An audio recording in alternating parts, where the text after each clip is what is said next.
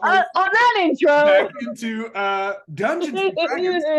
We're keeping this all in, right? All of this is staying. No, we're not having an intro this time. We're good. Anyway, welcome to the Slice and Dice Night Crew. Trauma jump.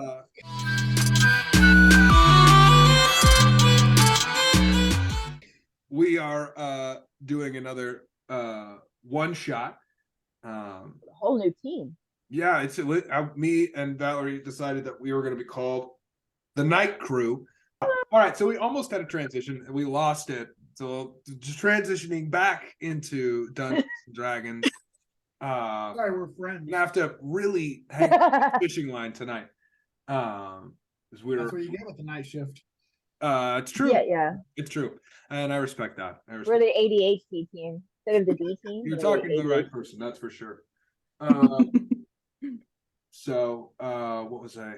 Speaking of which, what was I going? Yes. Okay. So we'll start with the introduction, right? Where else to start? Sure. So, you guys find yourselves in different areas of a fortified little city, state called Stettin. Now, Stettin is a nice sized town. It's built on some cliffs. There's only one way into and out of Stettin, and that's on a sort of a land bridge, and that leads straight into the walls of Stettin. There's a big gatehouse, and then you go inside, and there's a big city. It's very nice. There's sort of a market, and there's a big town square, and all sorts of things. So we come in. It's getting later in the day. It's about 3 o'clock in the afternoon, so it's not terribly busy outside. There aren't a ton of people walking about, and as usual, we find ourselves in the middle of fall because it is the best season that there is, and I'm making up the stories, so they'll happen in the fall. Thank you very much. The first place that we will zoom into in this little hubbub of a town is an inn and a tavern, and it is called the Cat's Meow.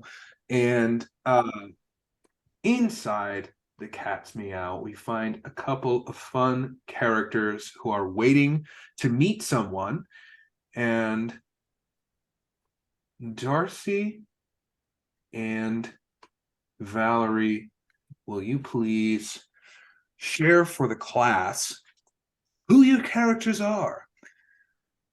Okay, Darcy go first, and then Valerie go, because I just realized I said two people, and that is not how that works. Same time. Speak over each other. Yes. Yeah. Talk all at once. Indeed. So I am playing Kalpione. She is a tiefling wizard warlock multi-class. She's training to be a necromancer, and she is sort of on a quest to get revenge, but also to bring back her deceased lover. Love that so much. Anything about the way that Kalpione looks or behaves that we should know on the forefront, or is that something you'd like to keep to yourself? She grew up very isolated, pretty much completely alone with just her and her guardian. So she is real awkward. She does not understand social norms at all. She has no filter. And she's kind of a burning hands first, ask questions later kind of person. Good to know. So. Terrifying and good to know. Sweet. All right, Valerie, your character, please. I'm going to grab a blanket. It's cold. So, my character is Barry. Barry is he's a skeleton, and he's a bard. Barry looks, he's dressed in like a 16th century suit. So he's got the flowy, like little white sleeves over here, but he's got like out. Yeah, and he's got like a red what is that shirt? The ascot. You got like an ascot. Goofy ascot. But his suit's pretty dirty. Like it's dirty and it's a little torn because he was raised from the dead. not too long ago. But Real. he's the kind of guy that even though he's a skeleton and you can't smile, you feel that he's smiling. Like he's just a really happy-go-lucky guy. He died just defending a village, and it was fine with him. He doesn't even care that he's dead. All he wants in this world is to find his bandmates that he lost. But yeah, Barry's up there singing at the end. Well, at the moment, Barry is sitting down. Would you like for Barry to walk up front and take Hells yeah, I got a song prepared. My take friend. your token up there to the stage? Yes. Take your token up there, Barry. Get your little skeletal tush on stage. Yeah. Sweet. All right. So Barry gets on stage. roll me a performance check. Oh, I can roll you a performance. All right. Then do it. Oh, I got an 18. Then it's a good performance. People are into it. Then you see a couple of people. I'll just drop some tokens in there so you can imagine. These aren't anybody in particular. Is there a piano? Yeah, of course there's a piano. obviously.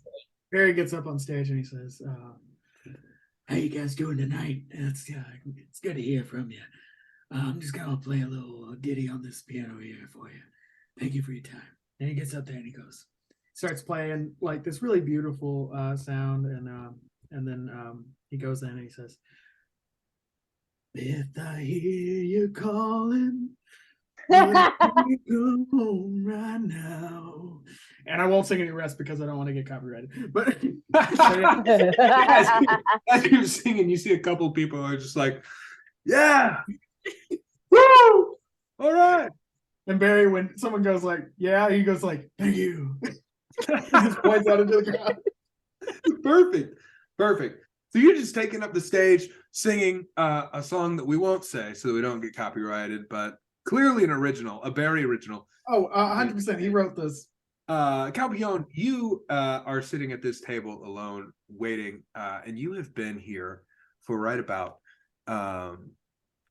30 minutes, longer than you should have had to wait for the person that you were waiting to arrive. So as you continue to sit there, this like half elf, the server here, let me make sure I'm getting his name right, because that's it, Jordy the half elf, Another J. comes up and he's just like, Jays, man. hey, is everything okay? Do you can I get you something? Been sitting here for a while. I just wanted to make sure you were still okay. I'm waiting for someone named Bernard. Bernard, huh? Cleric, cleric, right? Cleric Bernard. Okay, okay, I'll be right back. And he sort of runs around the counter, says something to the guy behind the counter. The guy behind the counter is this sort of like broad dude. He's like in his early 70s. He's got like this nice eye patch over one eye. Has no ability to whisper. So Jordy sort of says something completely inaudible, and you hear, okay, all right, well, that sounds pretty good to me. And he's sort of cleaning out a glass and making something. And Jordy runs out the front door. And he's gonna be gone for just a second, and he comes back in, followed by this real big himbo looking joker in plate armor. We love a good himbo. Nice. So Jordy walks back up to you, and he's like, just so you know, I went and got it. Well, it's not Bernard, but it's Bernard adjacent. And he's like, are you sure you don't want anything? I could get you. We've got the Thin as one of our signature drinks, and we've also got the Feline's Folly. We could get you one of those on the house if you're thinking. No, okay, all right, cool. And then he like goes off to go talk to this table over here, And then this big himbo looking joker walks over to you. He's about 6'1". You know, he's got some like blonde cropped hair, just a grin on his face. And he walks over and he goes, "Hey, my name's Fox. I'm captain of the guard around here. I heard you were looking for Bernard." So, and he sits down and goes, "So, here's the thing. Bernard is missing to some extent. We haven't seen Bernard in a while, so we were wondering how you heard from Bernard. When did you hear from Bernard? Has this been pretty recent? Like, did I got a letter. You got a letter. You got a letter. Okay. So- Oh, okay. All right. That's different. I was thinking like Bernard talked to you, and I was like, where? But you No. did. Yeah. Haven't seen him. Okay. Supposed to be doing that now. 10-4. Gotcha. And I want to make that happen. I really super do. But we don't know where he is. So I can tell you what I do know. I know the last place that we saw him, he went into the chantry. Big chantry. He went in there and he was looking for I guess he wasn't looking. I don't know what he was doing. He didn't really talk to me. You know, me and Bernard aren't like super close. But I guess that you could probably start looking for him there if that's what you're thinking. Yep. Where is that exactly? Is that close? Yeah. Oh, you know, yeah, kind of. It kind of is close. Yeah, I'll show you. We'll walk over there together. Is it just you? No. Skeleton. There's a skeleton. He looks up there, and I'm just like a round of drinks for everybody. Where's the skeleton? Is he? Where? I have a lot of questions, but I won't ask them. That's impolite. And so, does the skeleton have a name? Barry. Barry the skeleton. We're going to find Bernard. Sounds good with me. Everybody in the bar sort of takes a look, and then the guy behind the counter is like, "Skeleton's name's Barry. That's pretty cool. And I'll see you guys next week." I hope I do, Barry. I hope I do see you next week." He fist bumps the bartender on the way. The bartender fist bumps you back enough to sort of like rattle the bones in a very comedic way. I love it so much. When he rattles the bones, I want to say, "Wow, you got the music in you, son." He like grabs you by both bony shoulders. He goes, "Son, I am the music." And as you walk away, he just starts singing a sea shanty under his breath. He's like, 65 at the old Bullseye Yard. Incredible. He doesn't know this, but when he grabbed me and said, "I am the music," Barry's first thought was, "I should kiss him." I should give this nice one-eyed bartender a nice skeletal kiss. Skeleton smooches. Also, when Barry does meet up with Darcy's character, Barry absolutely wraps his arm around her and just says, "All right, where are we going?" We're going to the chantry. Come on, it's this way. And so he'll walk out of the tavern in the end, and you guys will follow. But before we pick up on that, we're going to swing over to a different character who is in a very different situation that I do not have a map for. But Carol, would you like to tell us about your character? So I'll be playing as Jude Duarte, who is a human fighter.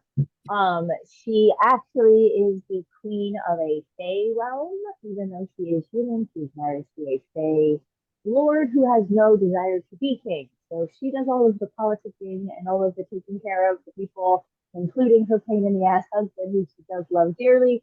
However, she left his ass at home. She is visiting Stettin. I believe to meet up with the Duchess of Stettin territories.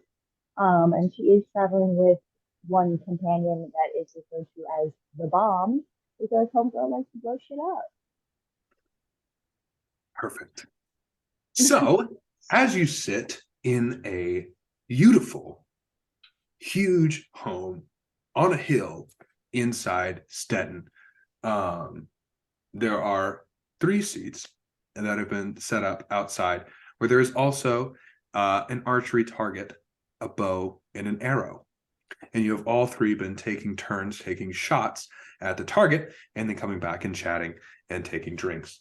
As you sit there, the Duchess Catlyn has just taken her shot, bullseye. It's fantastic, very impressive. She comes back and picks up her drink. And as she sits down, she looks over to you and she says, and up to this point, the conversation has been very fun, very cordial, very friendly. And she looks over and she says, I have to confess, I have a question regarding something rather strange that's happened.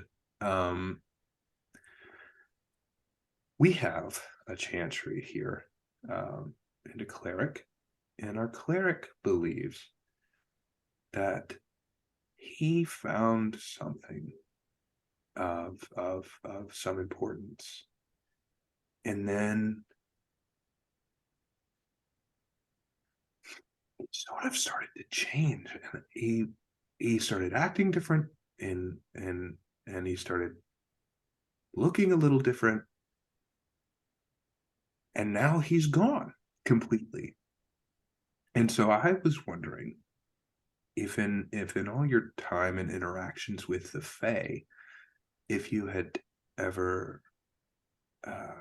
experienced something like that, or I don't know, any advice for something like that, or The Chantry, is he mortal? Is he a human? he was, yeah, his name was Bernard. Nice guy, super nice guy, and good at what he did, very devout sort of cleric, but by the time he was gone, he was a very intelligent sort of man, but by the end he was just sort of mumbling under his breath things, and nothing coherent, and so he went mad, is what you're saying. It seems that way. Yeah. He absolutely could have gotten into some fairy wine. However, we don't tend to send them back rambling. I cannot vouch for all of the Fae, especially the Unsilly Court, who do not belong to me. But I would not rule the Fae out. Where is this fellow? Maybe I could question it, figure some things out for you. If you can find him, yeah. Okay. Yeah, I would. The last time that we saw him, he was in the change. He's a cleric of Tyr, right? The god of justice. It feels like it just doesn't feel like it wasn't as though he were involved or should have been involved with and anything unsavory. Right. It doesn't. Yeah, exactly. That's exactly right. She takes a break and sort of looks off, and the bomb takes her shot. It's pretty good, but it's not as good. And then she turns back. Catlin turns back to you, and she's like, "If you can figure this out, I would be in your debt to some extent, and I would be very grateful to hear your opinion. But I wouldn't ask that of you if you don't." If you are unwilling by any means. You're here as a guest, and I intend to keep it that way. I only brought it up because it was so out of the ordinary for Stettin. I mean, we have other problems for sure, but we don't really have a whole lot of people of fairy business going on. It's suddenly going mad, right? So no, I would gladly look into this for you. Having another sovereign in my debt is something that I will always grasp at. So, I naturally. Yeah, to be fair, especially if it is one of my people that are going around torturing your humans into madness, I would probably have to lay down the law a little bit, though it is not my own territory. Is there a living quarters or chambers, something I could investigate a little bit, something me and Bond could take a look at? I so Anything left behind by him? He had an office in the Chantry where he, even before he sort of lived out of that office. I think I said he was such a devout cleric, and he was sort of obsessed, to put it mildly, with sort of becoming this voice for Tyr. I don't know. So I think the best place to start looking would probably be the Chantry itself. I'm not sure what all he had in his office. I never had reason to go there. And nobody checked out his office when he went missing? We've looked at it, but none of us really know what we're looking for. Nothing stands out. Right. I mean, when did he go missing? This has been probably 3 or 4 days officially, but that's since we noticed he wasn't around. And to be fair, his duties at the Chantry aren't a daily occurrence, so it's hard to say for how long he's been missing. But we do know for 3 to 4 days it has been consecutively that no one has seen or heard from him. I see. Well, why don't you take me over to the Chantry and I can start there? Okay. You know what? I'll actually have my captain of the guard do that. And she looks over and she calls for one of the other guards. And this sort of big half-orc guy comes up and she's like, "Will you go find Fox for me, please? You're gonna love Fox. Fox is fantastic." And this half-orc's like, "Yeah, okay, all right, Fox." And he walks out and comes back and he's like, Fox is actually with a couple other people, but they said they're going to the Chantry too. So you guys can all head over to the Chantry together. Is that cool? Is that fine? Or that works for us. So I'm ready to go. Sweet. Okay. And so he leads you out of the house. You guys walk out. Let me pull up this map of the big town itself. So this is the city that you guys find yourselves in.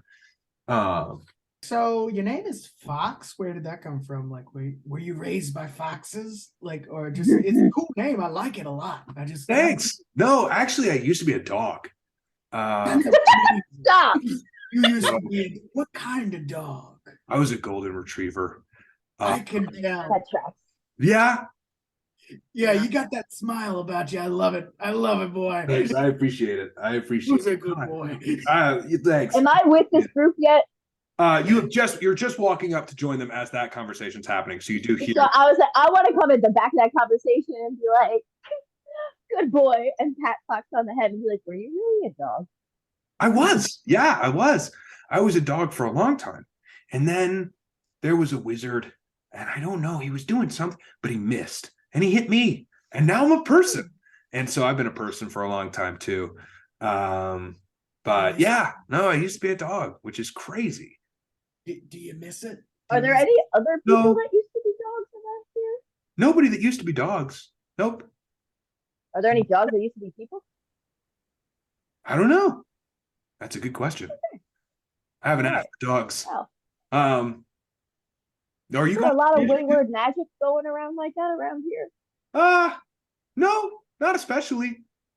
This wasn't in Stettin. I was somewhere else. I was sort of out, but I ended up coming here because I was close by.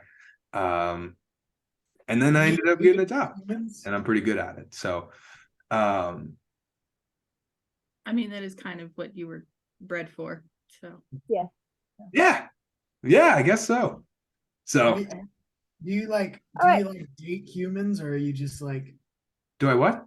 Do you date humans? Like, now that you're a human, have you ever gone on a date with another human? Well, yeah. Okay, cool. I was just wondering. We have questions about how that goes. No questions at all. I was just wondering. I want dating stories. This this is getting really personal, and I feel like we haven't I earned just that feel yet. like we're really close already. We got real thrown off with the fact that you were a dog. Didn't see that coming. Didn't even know there was magic like that in this kingdom. That is fair, and I apologize. I didn't mean to throw you off. I haven't even asked you. Okay, that is some Elfhame shit. That goes on in my kingdom. I expected a little bit more normalcy here. I'm sorry. I didn't realize that you were from the fake. Who? What is your name? I'm sorry. I didn't ask. I was. Fox, I'm Jude Duarte. I'm visiting Catlin. Well, Nice to meet you. very, very well met. Your reputation precedes you. He sort of like straightens a little bit and seems to get like the smile like dims a little bit as he gets a little bit more professional. And he's like, Chantry is this way. Barry walks up immediately and just shakes her. Hey, how you doing? I'm Barry. It's good to meet you. Jude kind of like giggles under her breath and like side eyes Bomb, who's like super excited to meet this skeleton. I'm like, you should meet my friend. Hey, introduce yourself. Look, we got company. I'm Kalpione. Jude just gives a nice little head nod, respects the space. Yes. So She's great. he Fox sort of leads you guys away from you guys are currently standing. I'm gonna draw you another circle here. You guys have met up about here. You're currently standing in sort of the top part of the town square. Can you see the circle that I've drawn? Yeah. So there's Oh, you're standing. I zoomed in so far. You really wanted to get a close up. Yeah, I could see up your nose. Perfect.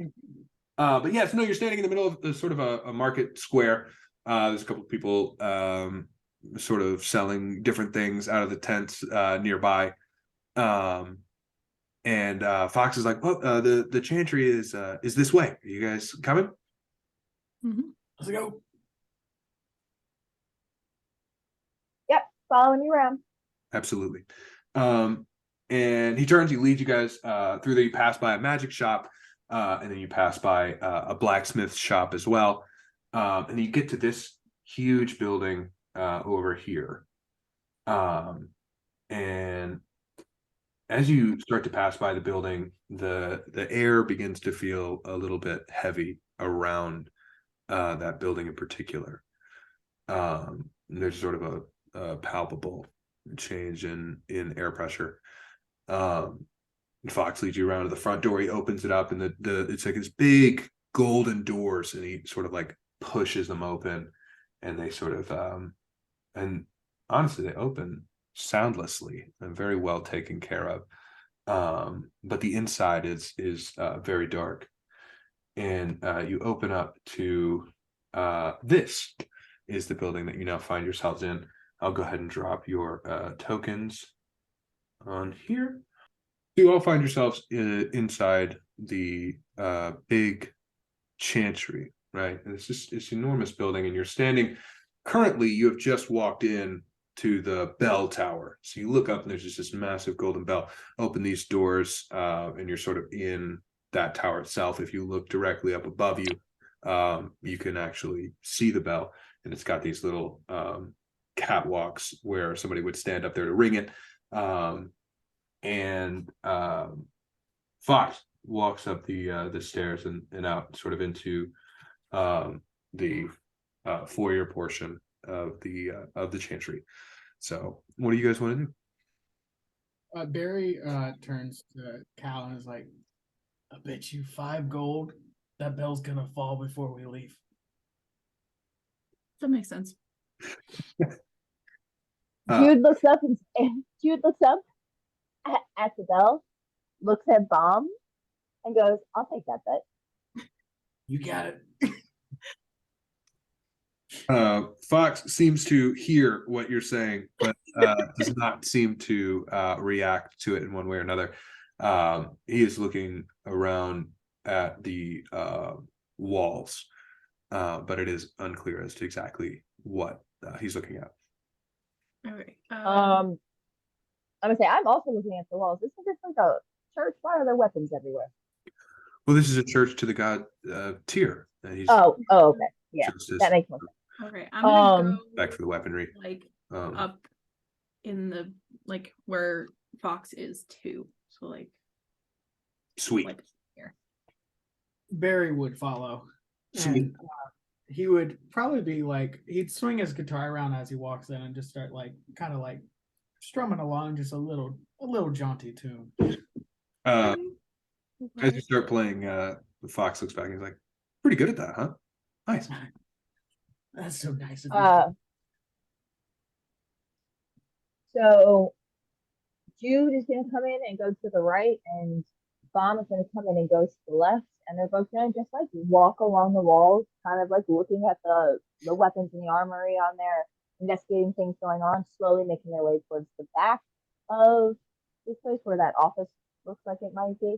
Okay. Sweet. So as far as you can tell, especially, you know, with just sort of a passive cursory glance, it feels like this place has been empty for a while. You know, there's sort of the dust collecting in the lights coming through some of those windows that are up higher. The pews look like they've begun to collect a little bit of dust.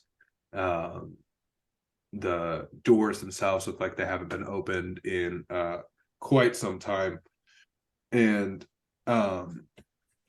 as you make your way up to that, yes.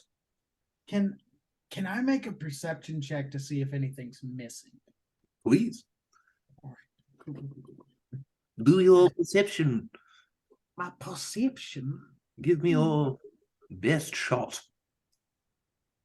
God damn it. I got a 3. A 3? As you're walking in, you begin to look around and investigate, but as you do, you trip over a bit of that red carpet and you fall, and your like skeletal head just smacks against that stone wall and just completely jostles you. And so as you're looking around, everything just sort of seems to go in one eye socket and out the other eye socket. Very, so you cannot tell if anything is missing. As far as the you're aware, song stops when I fall, but also when I get back up, I just go straight back into it like nothing happened. give me a deception check. Okay. Perception, tell me, my Lord Jesus. That was a 10. A 10? So Fox looks back and watches you hit your head, and then pretends to, like, you see Fox see you fall, and Fox then pretends that he didn't see you fall. You know, that's why I love dogs. They'll let you get away with They're it. so loyal. My dog would have ran right over to me and been like, Mom, what did you do? I think he's just like, I see you, but it's fine. It's No okay. good. Yeah. You good? You good? Good. He seems a little bit like he sort of furrows his brow as he looks away, and you can't tell what he's thinking without any unless Can I make a perception check to see if he still thinks I'm cool? you can make an insight check. Okay. Make an insight check to see if he still thinks you're cool. I got a 20. A Not 20. a nat. A modified 20. It's clear that he does not think any less of you now. And it seems more that he is trying to put together whether or not smacking your head still hurts if you're a skeleton. That's a good question. No nerves. I just yell out, it That's a doesn't. question. You say it doesn't, and he looks back at you more confused because he has no idea what you're referencing. And so he goes, right, I'm sure that's true. Anyway, he So walked. while all this is going on, I would say Jude wants to like run her finger down one of these pews, like collecting the dust and like run it around her hand and look at Fox and go, I thought this guy was only missing a few days. It's an awful lot of dust. We only knew he was missing for a few days. And to be frank, there is also someone who is supposed to clean the chantry. So somebody else is also missing? yeah, I guess. That or So we have at decided, least 2 missing persons. or they stopped coming to work. Constitution is missing. If you don't know, okay, all right. What's missing? I'm with you. Yeah, we're about as baffled by this as you are. All right, we'll focus on the cleric, I suppose. Is this his office? Yeah, in the back here, yes, it is. And he sort of steps up onto this and walks around the sort of pulpit.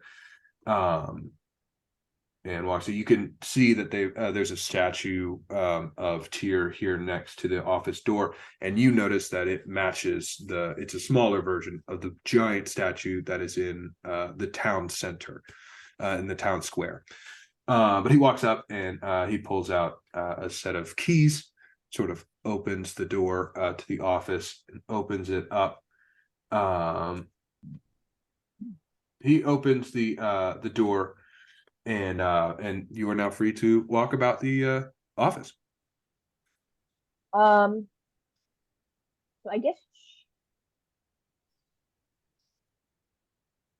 can I see if anything looks disrupted? Would that be like a perception check? Yeah, I can tell you what you see without a perception check, but if you'd like to just do it, or go ahead and do, actually roll me an investigation check, because I think you're looking. Investigation. You're yeah. I'm looking for something. Yeah. Yeah. It's not just like carelessly looking around. Like I'm looking for signs of foul play. That's a 10. Hang on. Investigation is a +1, so 11. 11. Okay, so with an 11, you look around. It doesn't look like anything's been super disrupted. You do notice that some of the books on the bookshelves look like they've been put away rather sloppily, but not necessarily indicative of anything. There are some notes on the desk, but those also seem, to be. I mean, if he's a cleric of Tyr, I read the notes. Right? You can read them, and it looks like I'll read the notes. Perfect. So you see, it's a lot of like, sort of like, and then they're not really sermons because they're not really doing sermon, but they're a lot of like, conversations about the ethics of justice and like the means to ends. Do they sound coherent? They not do. These notes like seem to be rather coherent. These seem like theses, like he's discussing moral dilemmas and like gray areas. But a man with his head on his shoulders, somebody who's not right. Somebody who, absolutely. Okay. I want to do like a religion check to make sure that everything in here matches what they say it's supposed to. That's love it. Love it. Roll them dice. Off to the races, if you will. Unnatural 20. Sweet. Nice. So as you look around, you're kind of you've got your eyes healed as you sort of like glance around at the memorabilia, for lack of a better term, that's all over the place. You see there's like bowls on the sides of the doorway where you could wash your hands, it seems. There are weapons all over the wall. There are these the pews and the statue up front, and everything seems to you like, yeah, it should be here. If this is in a place where people come to pray to Tyr or to talk about Tyr, to question Tyr, all of this seems to be right. Like you can tell that these bowls are sort of symbolic of washing blood off of your hands, and these weapons are very clean as well, and they sort of symbolize the clean but brutal nature of justice. There's nothing in here that seems like, ooh, this is not what it seems. Everything seems right now to be on the up and up. Okay. Barry, are we able to get to that bell? I'm sorry, I don't mean to interrupt you when I know this. The bell tower, right? Are we able to get to that the bell? Are you talking to me and Barry wanted to go ring that bell, can we? Fox sort of like furrows his brow, and I would be out of my station to tell you what you can and can't do. Fox, we're gonna pretend that I'm not a queen today. I am not your sovereign. I am visiting, and I am trying to help your lady Duchess. Can you bring me to that bell? I absolutely can, but I will warn you that there is very little space up there. So I'll suggest that maybe one person goes at a time. If you'd like to look around, you're absolutely more than willing. It's a ladder. It's about 120 feet off the ground, if that's all right. That's fine. Okay, so he takes you over to a ladder, and it's just a sort of a wooden ladder. It's in good shape, but and no, there's not like a specific spot on the map. How did you know I was looking for it? I just saw your face. I just saw the face. I was like, nope, there's not. I didn't put it on there. So you climb the ladder. You don't have any sort of fear of heights, correct? No, but I also have a +5 for acrobatics, so like I mean, I'm you gonna be climb good on that the ladder. absolute heck out of that ladder. So you fly up there, you get up there, and you first thing that you notice is the view up here is incredible, right? Like you can see out over the whole city. And the second thing that you notice is this big, giant brass bell that sort of got this inscription in Dwarven. And nothing else seems to be up here. Jude yells down, "Can any of you read Dwarven?"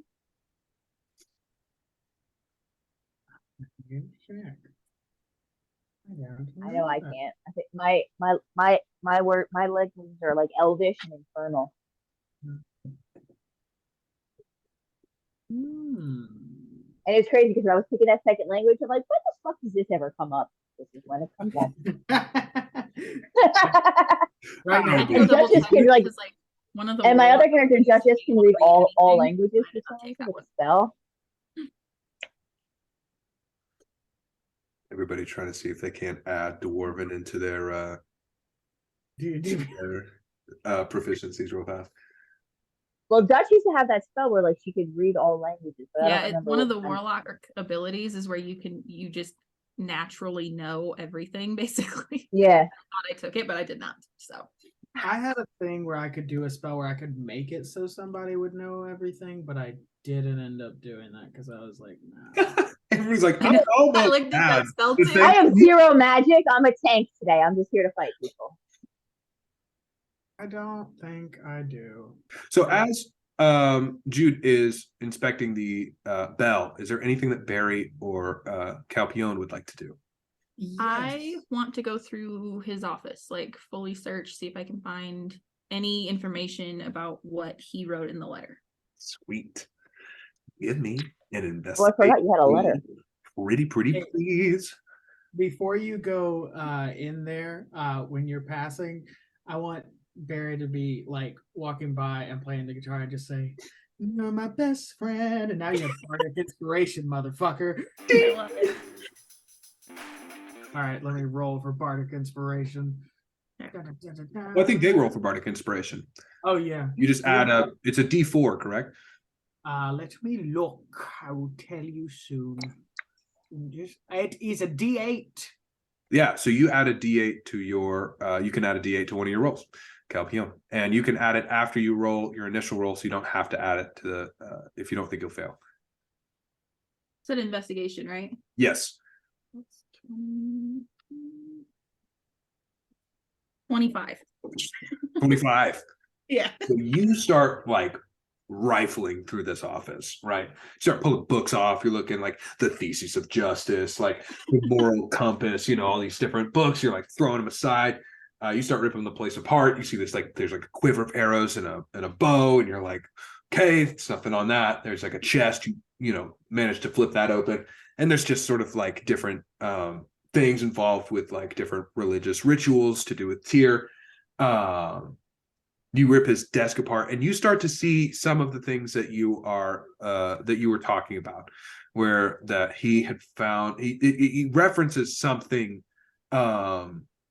abstractly in a couple of notes that are in a drawer in his desk. That he had found some new power source, and that this power source was a discovery, and that he had that it just needed to be sort of like rectified, and that he was on the cusp of being able to bring a new era of justice.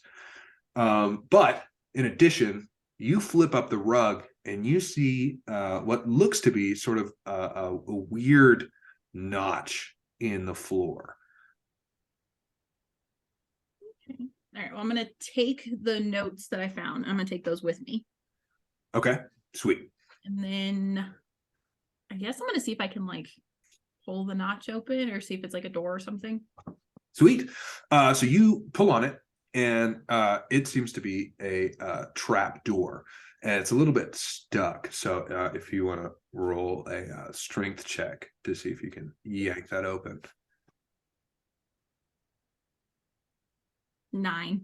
9. Okay, so you start yanking on it, and it feels like it's almost being held shut, which makes it really tough to get it open.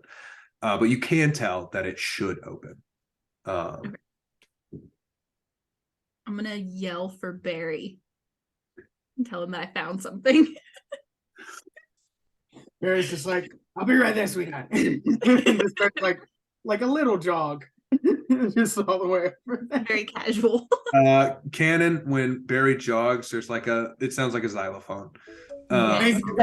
Got the music. Absolutely. Very cartoonish xylophone sounds ensue as Barry jogs across. Fox sort of who is sort of been looking up in the bell tower hears the yelling, and he sort of walks back towards the office and sort of cocks his head, and he's like, what's going on? I think it's a door. Like a door, Like a trap door in the floor, but I can't pull it open. All together now.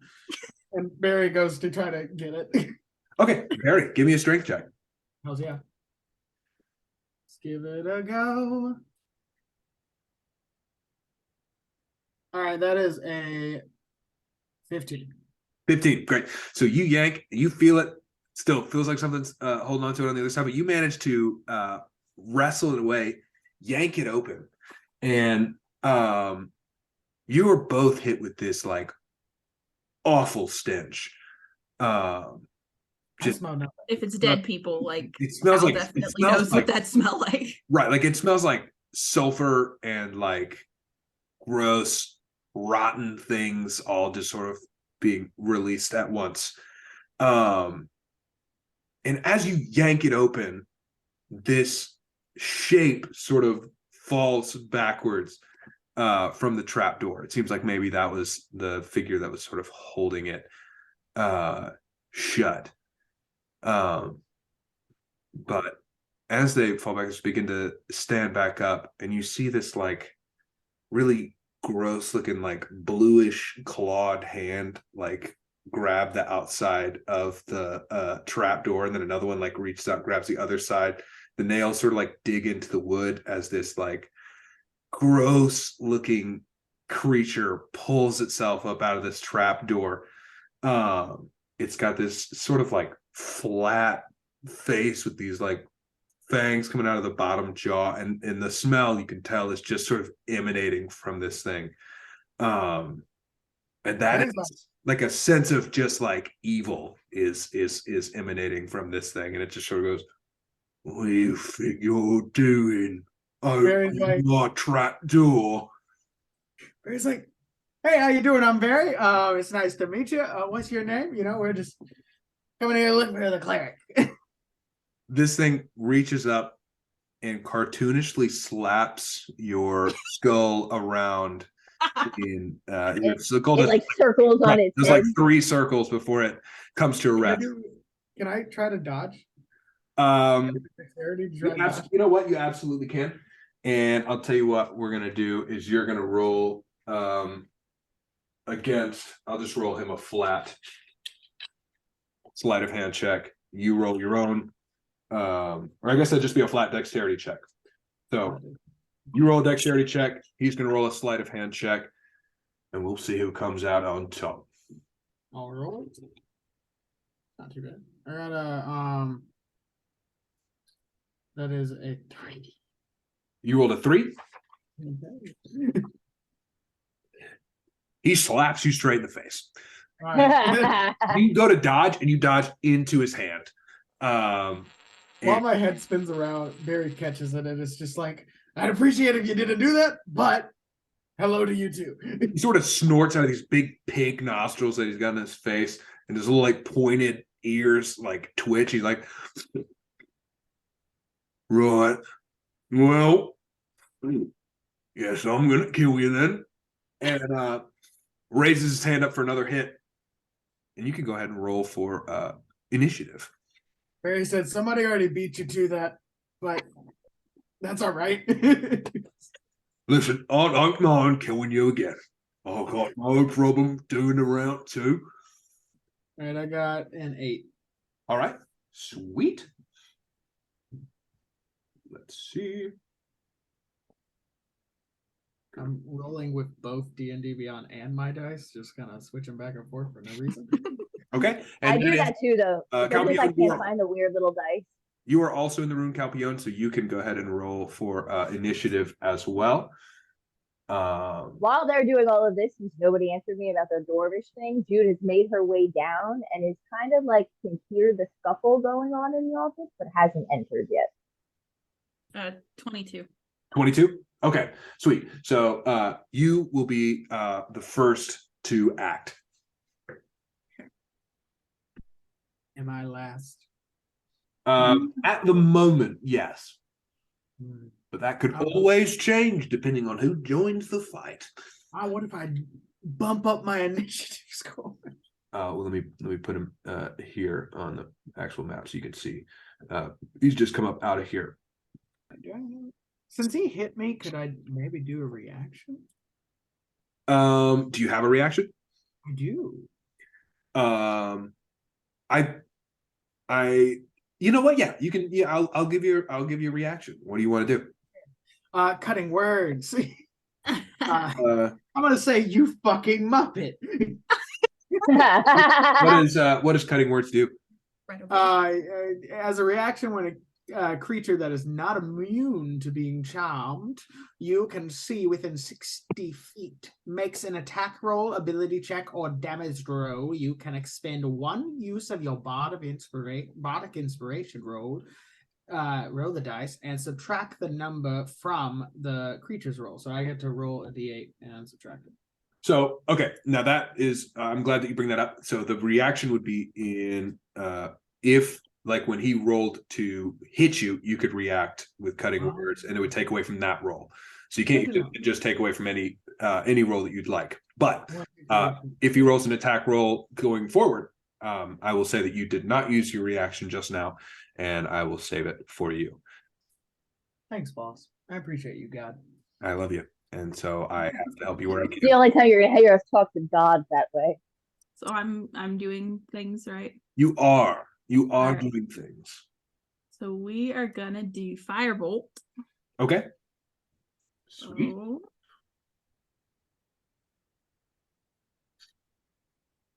I fully 13. believe we can still talk this out. What's that? 13. This is Barry saying, I fully believe hits. we can still talk this out. It's all right, let me see what is this.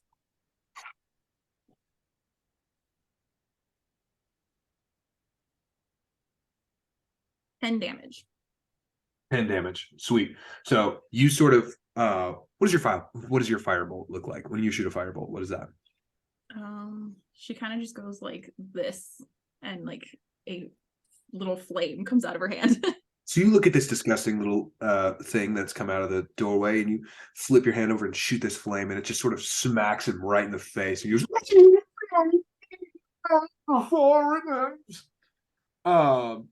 and then he sort of like pats it out, and you can see that it looks like it should have done more. So then it's his turn. He sort of pats it and goes, "Really shouldn't be playing with fire. That's not nice." And he walks straight up to you, and he does a 14 hit. Yeah, that's my AC. So All right. Does 1 piercing damage. And then does not. So walks straight up to you and bites you on your hand that you just shot that firebolt with these gross little teeth. But you kind of get your hand away, so it just kind of clips it. And then he goes to swipe at you with his claws. But since you just got bit, you're like on high alert. You're like, oh, okay. Yeah, stop. Sweet. Okay, and that is now Barry's turn. Barry is going to like kind of move in front, so he's like in between them, and then he's gonna cast Charm Person and just be like, I still think we could talk this out. And Charm Person, if you'd like to hear about it. I would love to. I love it so much. Yeah, attempt to charm a humanoid you can see within range, and the range is 30 feet, which I think he's right in front of me. It must take a wisdom saving throw, and that does so with advantage if you or your companions are fighting it. So it has advantage on a wisdom saving throw. If it fails the saving throw, it is charmed by you until the spell ends, which is an hour. Okay. I hate to do this, but this is not a humanoid figure. This is like a tiny little, not a tiny, but he's a small little. Okay, I thought he was big. He's not big. He's bigger than. How tall is he? He's like dwarf sized. Right. He's Okay. like, he's bigger than like a small animal, and he's speaking, and yeah, right. So, but no, he's not like human sized or colossal in any way. Okay. Sort of looks like. I was definitely picturing a bigger dude. Right. Yeah. Lower your expectations. He's very small. But I can fix this then. He's like small. It's just a little guy. I cast Hideous Laughter, which, a creature of your choice that you can see within range, has to beat another wisdom saving throw, or else they go into a fit of laughter and they are incapacitated. Okay. So what's 14? 14. All right. So we go. Oh, it's pretty funny, isn't it? I'm a fucking skeleton. Look at my face. And he's just absolutely sort of keeled up with laughter. Now, when you say it says he's incapacitated, like knocked unconscious. It says they fall prone and then they become incapacitated and are unable to stand up for the duration. And the duration is concentration up to a minute. And so I'm going to do that and be like, somebody tie him up, please. Yeah, so he's just on the floor like... And the whole time, like, since it's the concentration, I'm just like telling him jokes. I'm just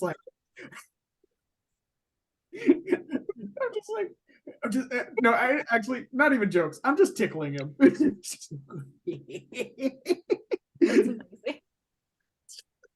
Sweet. Okay. Well, Flax comes in and is sort of like, okay. I don't know what that is, but he like grabs some like looks to be like handcuffs, sort of like these manacles that he keeps, and he sort of locks them on this creature's hands, and then he sort of finds a length of rope and sort of attaches the creature to a wall, and the creature is still just dying laughing. And Fox is like, stop laughing. Barry stops the spell and is like, see, no fighting needed. Let's just talk. The creature's like, what have you done? I told you funny jokes. That's exactly what I did. You hear in your mind, Barry, this weird, dark, ominous sounding voice, but you can see the eye contact. It's coming from the same creature. It just sounds much different, and you hear it in your head, and he goes, there is something for you. You'll see. Is it a gift? I love gifts. My love language is gift giving. If you give me a gift, I'll love you forever. I'll tell you right now. What are you? You a physical touch kind of guy? You seem like a physical touch kind of guy. The demon just sort of looks around the room, He says that out loud, not in his head. Like he's. So Fox is like looking back and forth between you and he's like,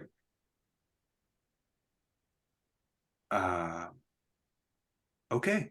Barry would be like, he's talking to me in my mind. Do I have a mind? I'm a skeleton. I don't understand. So as you say, Barry, as you say, you seem like a physical touch kind of guy. This demon looks up, and this horrible green gas just starts to emanate from his little disgusting bluish body, and he sort of grins. And if everyone will please make for me a Constitution saving throw. Augmented 20. Augmented 20. Sweet. I got 15. 15. 17. 17. Sweet. So all of you guys just smell it. It's just a horrible odor.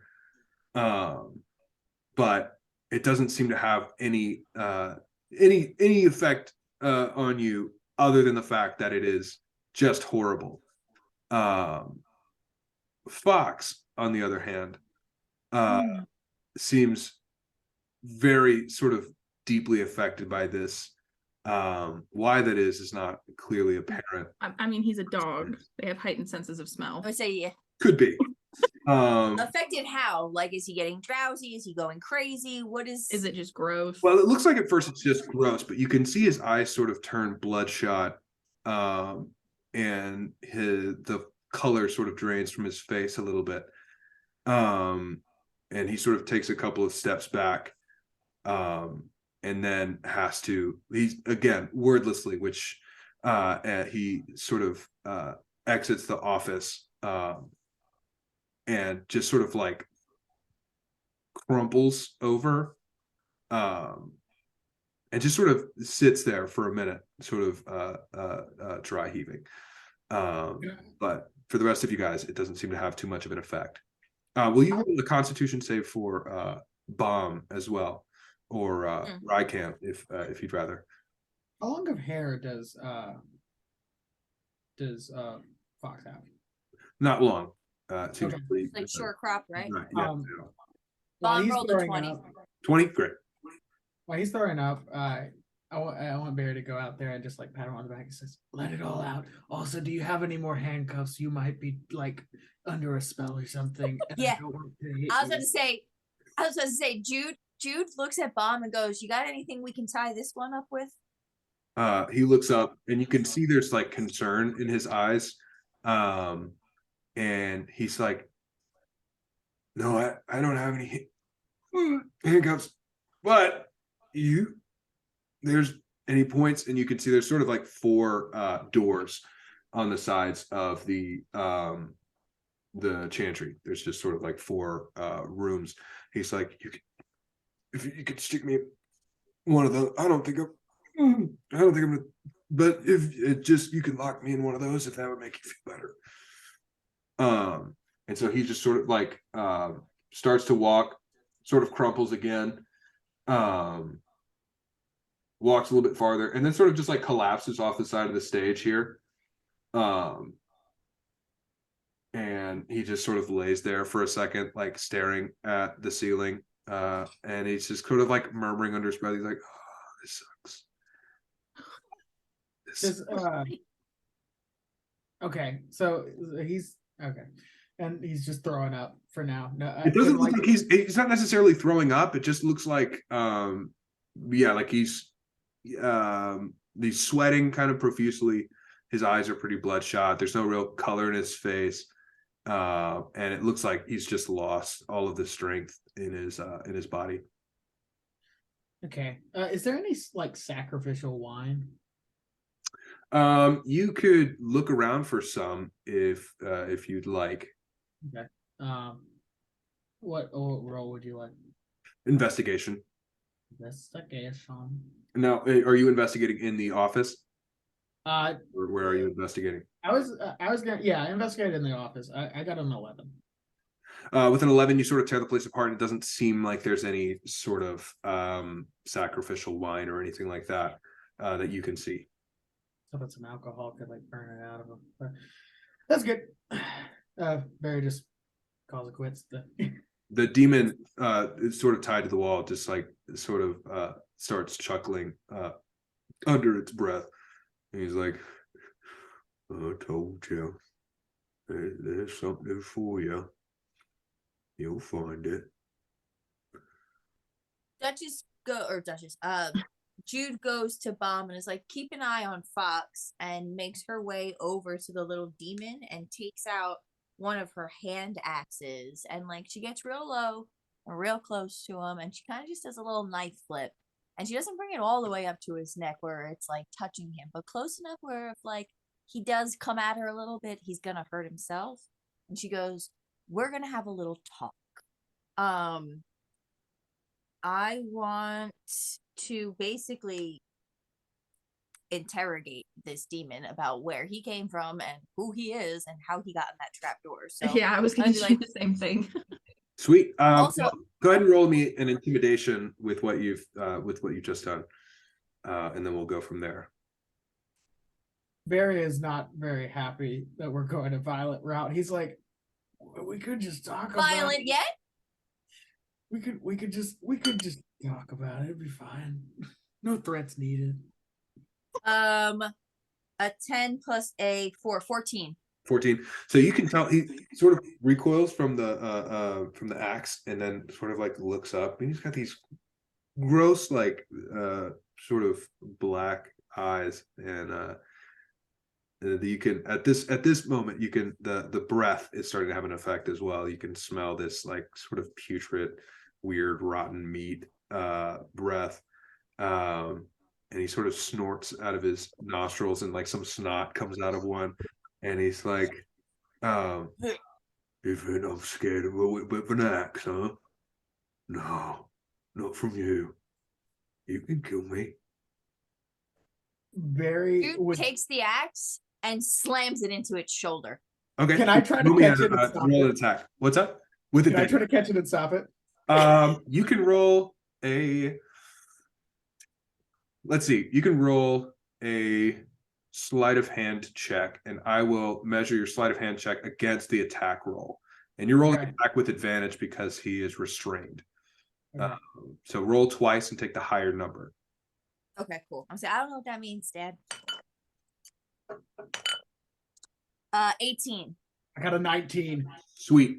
Oh. Do you add anything to your attack roll? Is that a flat 18 on the dice? I rolled an 18. Where would I get any kind of extra modifier from that? That's your attack, like the plus whatever when you're next to your axes. So if you go look at your attacks. With your my axes axe. Yeah, my yeah. axe. Yes. Got you. My hand axe is a +5 DC, 1d6 plus 2.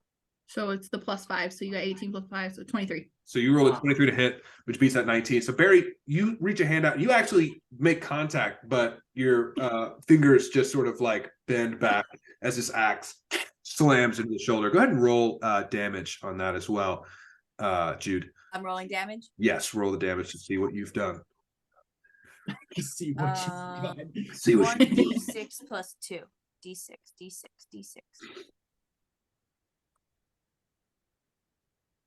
5 plus 2, 7. So you slam this thing down, and you watch like some of the color drain from its like gross little piggish face. He's like, he sort of just like wheezes a little bit, but he looks back up and he goes, "You'll find it. You'll find it. You'll find it." Is there a way that I could do maybe a perception or an arcana check to see if there's some kind of spell on this demon? Like, is this the cleric that's been transformed into this? I would say if you would like to do like an insight check to see if you feel like this was or arcana. Give me an arcana check. I would say, like, especially like me coming from like the Fey realm, like I would recognize the magic. Sure, yeah, give me an arcana check. 16 plus 1, 17. So with a 17, I'm going to say that you recognize that there is no spell and that this is not a super. Naturally, this is not a super uncommon type of demon. This is a dretch. Okay. That when you start dealing with it, they're sort of those gross little foot soldiers that tend to run. And I was just thinking about that. I was like, I know kind of like a general idea of what these are, considering like because warlocks have to make deals with the fiends. That's how they get their powers. Totally. I would say even if you've not dealt with one face to face, I would say that you even if you've never seen one, you recognize the aura, right, of these of a demon when you see one. And this is definitely a demon. But yeah, he just sort of keeps muttering under his breath. He's like, you. at this point, Jude wants to go down that trap door. Okay. Barry's gonna like be very upset about like the thing and be like, whoa, let's calm down. I have magic for this, and I want to cast Zone of Truth like on in the room. Okay. Sweet. So that's everybody within a 60 foot has to make is it a charisma check? Yeah, 14 is what they have to beat. Okay. Barry's like, I rolled a 4. I rolled a 13 plus 1. 14. 6. And then a 14. What did the guy get? What do they have to beat? 14. 14. So and he looks up and he goes, "You're a skeleton."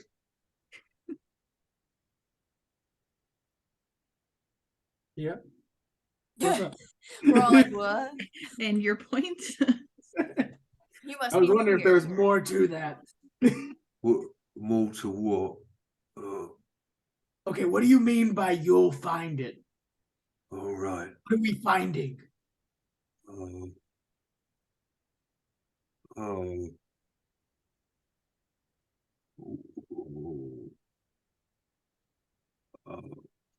All right, guys. It's the thing you want the most. My band? Is my band down there? Yeah. I don't believe you. But you can tell that Zone of Truth is in effect. Okay, well then I want to be, I'm just like, okay. Who? You're a demon, so how did you get here? Did someone call you? Are you working for someone? Yeah. Who are they? Demons. Cal, please take over. I'm gonna walk away. Sort of coughs and there's like this gross like spit dripping out of his mouth. Now you can see he's losing a lot of blood. It's sort of this purplish black blood that's sort of just oozing out of this shoulder wound. Just like, maybe next time we don't start with hitting them with an axe.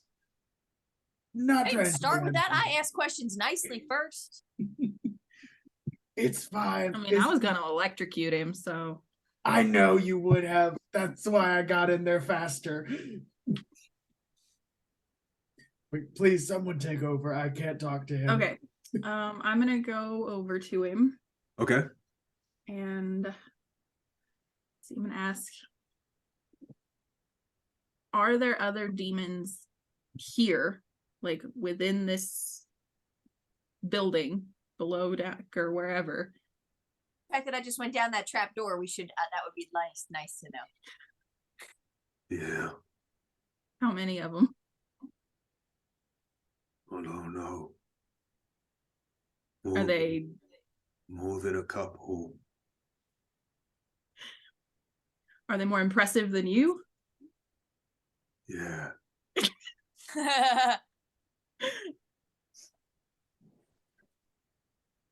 How bad are we talking here? I guess that depends. That's not really a very objective question. I figure is it because it all comes down to what you consider bad, and the Well, I mean, there's a demon hierarchy here right that is naturally in place. right What level are we getting up to? pretty high. Always underneath his name. What was his name? Zander. That was sort of dust around. Pudding brain. What? Brain. It's made of pudding, and I just. Yeah, It's did you not know? worth- How did you know it was made of pudding? Your brain is made of pudding, and I don't have a brain. Right, because you're a Skellington. Yeah. So what's your fucking excuse? I don't know.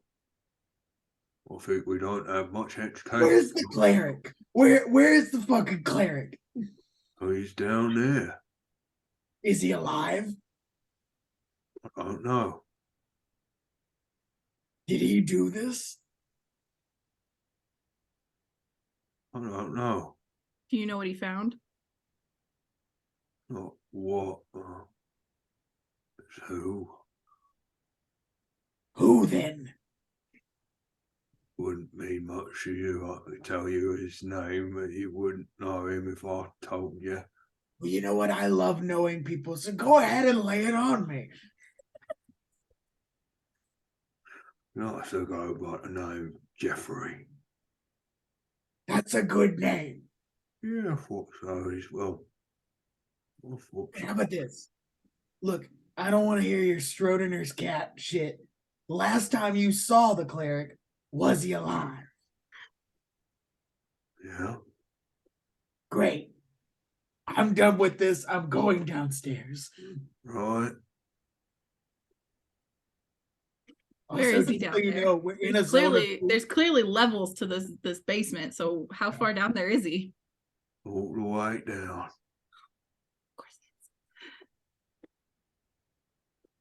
he goes up and he's like, Alright. I want you to know we're in a zone of truth right now, so I can't lie. And I just want you to know I don't dislike a lot of people, but I hate you so much. Well, I am a demon. That's the whole idea. No, don't you put it on that. You stop it. It's not about who you are or what you look like. It's the way you act. You're rude and unkind. And you could be better. Well, I think you're ugly. Can I kill him yet? No, we're not killing people. Not really a person. I mean, he's just bleeding out anyway.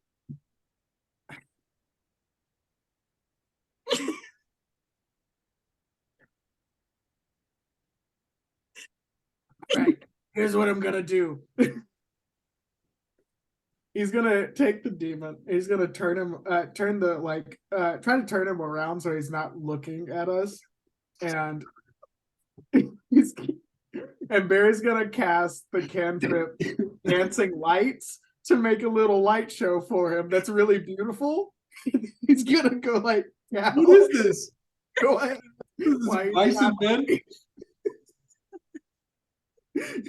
Look at the lake, demon. He's like, don't worry about Flowers. the lights. Well, these are nice lights. Yeah, and isn't that beautiful that all of us can enjoy beauty, no matter what? Yeah, I think you're right. There is beauty in everything except for you. You know what? Even though you said that, I see the beauty in you. And then he walks away and lets everyone do their thing. He's still just staring at these lights, like, well, looks at this. I guess I'm gonna do shocking grasp on him. So I basically just touch him and electrocute him. Okay, for how much? Yeah.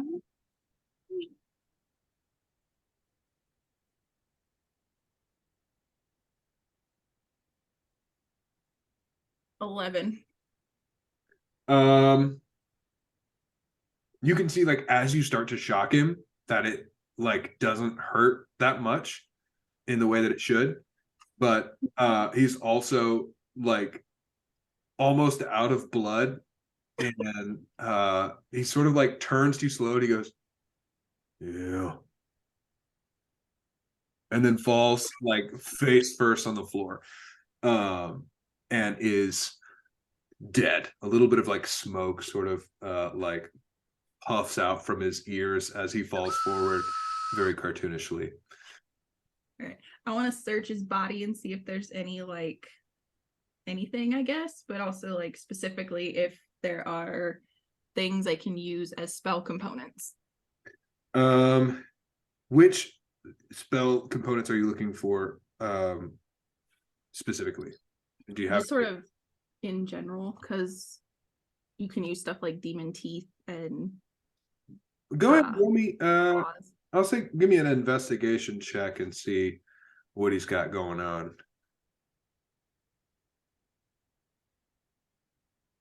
19. 19, great. I'll say you find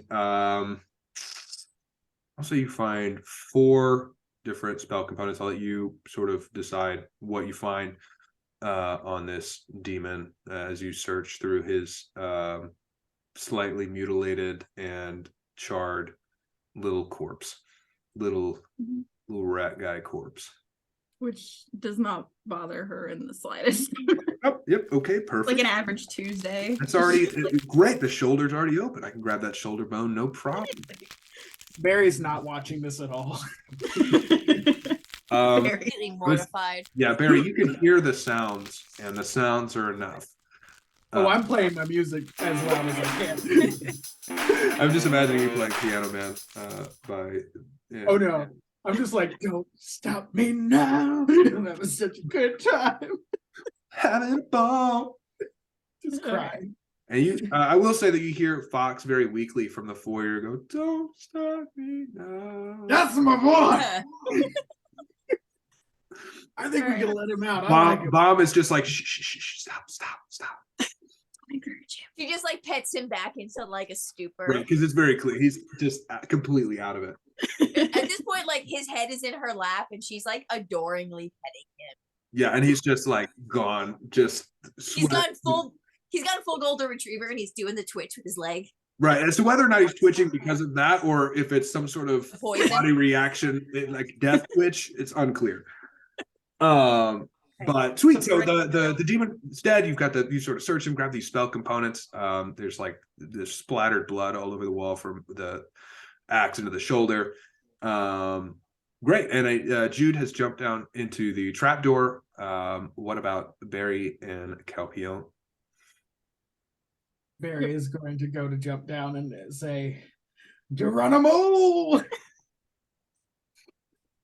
And also, Barry's is Jude still on the ladder or is she already down and off? By now she's down there. You all have been fucking around for a hot minute. She could be dead in the fucking basement by now. Okay, because if she's not on the ladder, then I want to jump down, not grab the ladder at all, and cast what's it called? God damn it. Feather fall and just like land perfectly. Just say Geronimo and go. So as you jump, expecting this really long fall, you fall for about a second. And it's like a 4-rung ladder. Would I have taken damage if I? Not at all. No, Oh. You do feather fall, and it feels more like you just were like you jumped and were in the air for like a millisecond too long. Like it feels less like a really cool fall, more like, oh, that was like I lagged in the middle of the air, and now I'm down. But you do land very gracefully. Why do you let me do these things? It was a beautiful landing. Would you have stopped if I told you to stop? No. Yeah, exactly. So great. As you land, you and Jude, you've already found this. There is a stairwell that goes down. And it's probably about 20 stairs down.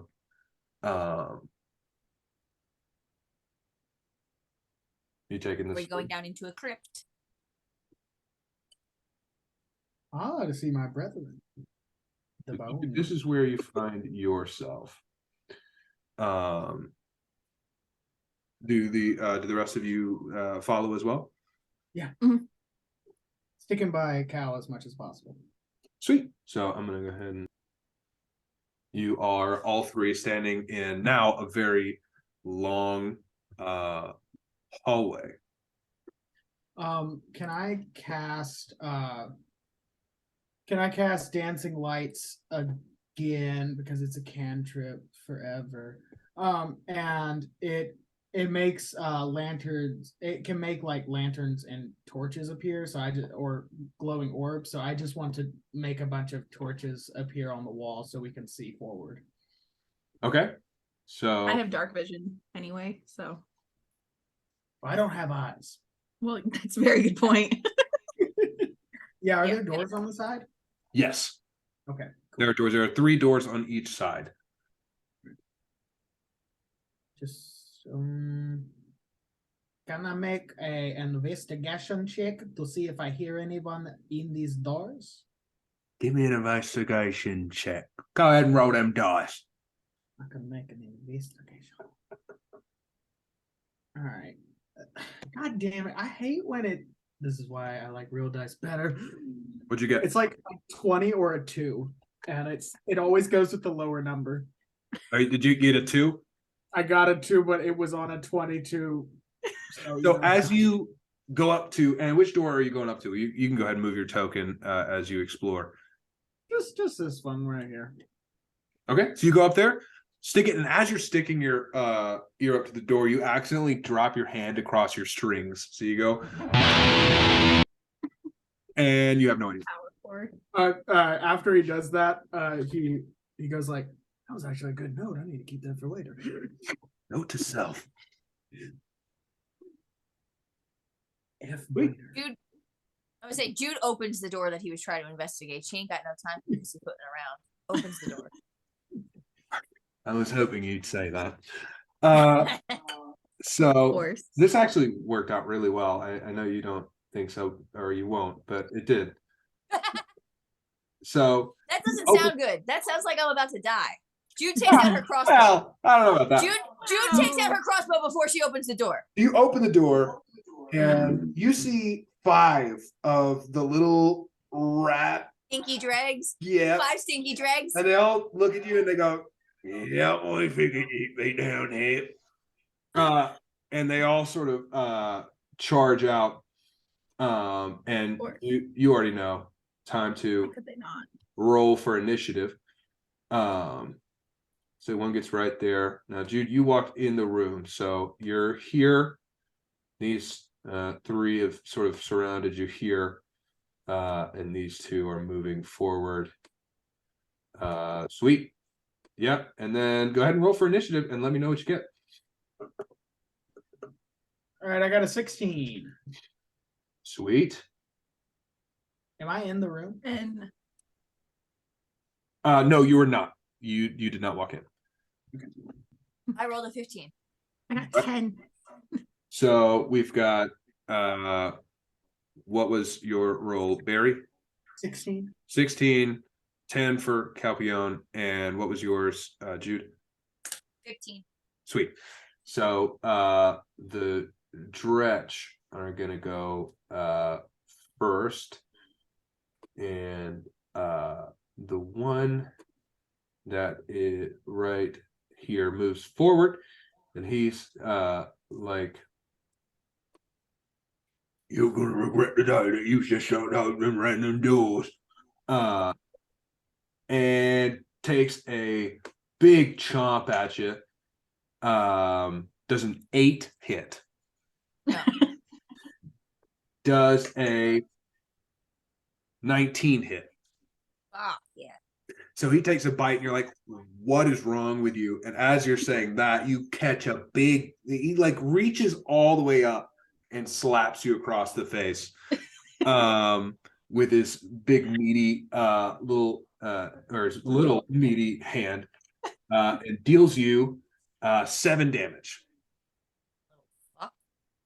7 slashing damage from that little dude right there. And then this one right in front of you steps up, and his body goes in this green mist, just explodes out of him. And everybody, go ahead and roll a Constitution check, if you would be so kind. Nat 20. Nice. Heck yes. Heck yes. All right, that is a 12. 19. Okay, sweet. So again, you're like, that's foul, but I'm okay. Nearly as bad as some of the shit that happens in my court. So I was just like, I play with dead things daily. This is Barry's like, I don't have a nose. As Yeah, Barry doesn't have a nose. one of the dredge comes up and he's like, me too. And he's gonna try something. Oh, a kitty. over there. Does a 13 hit you, Jude? My armor is a 13. So yes. And deals you 5 damage. And then takes a little chomp out of one of your ankles. And then takes a swipe at you and deals you another 4 damage. So that's 9 damage total. He bites your ankle and then like slaps your kneecap. And now it is your turn. It's my turn? No, it is Jude's turn. Oh, okay. I think so, right? Well, I'm 16. Well, She- I would say Val rolled higher for, sweet. Oh, yeah, sorry, I mixed but up. I'm the one getting attacked, so Val, I don't yeah. know how that works. So Barry, it is your turn. Okay, Barry's going to open the door. Okay, are these squares 5 or 10 feet? Those are 5 feet. 5 feet? Okay, cool beans. So Barry's gonna walk in and open the door, and he is going to cast another spell. As always. Where's that one? Oh yeah, hypnotic pattern.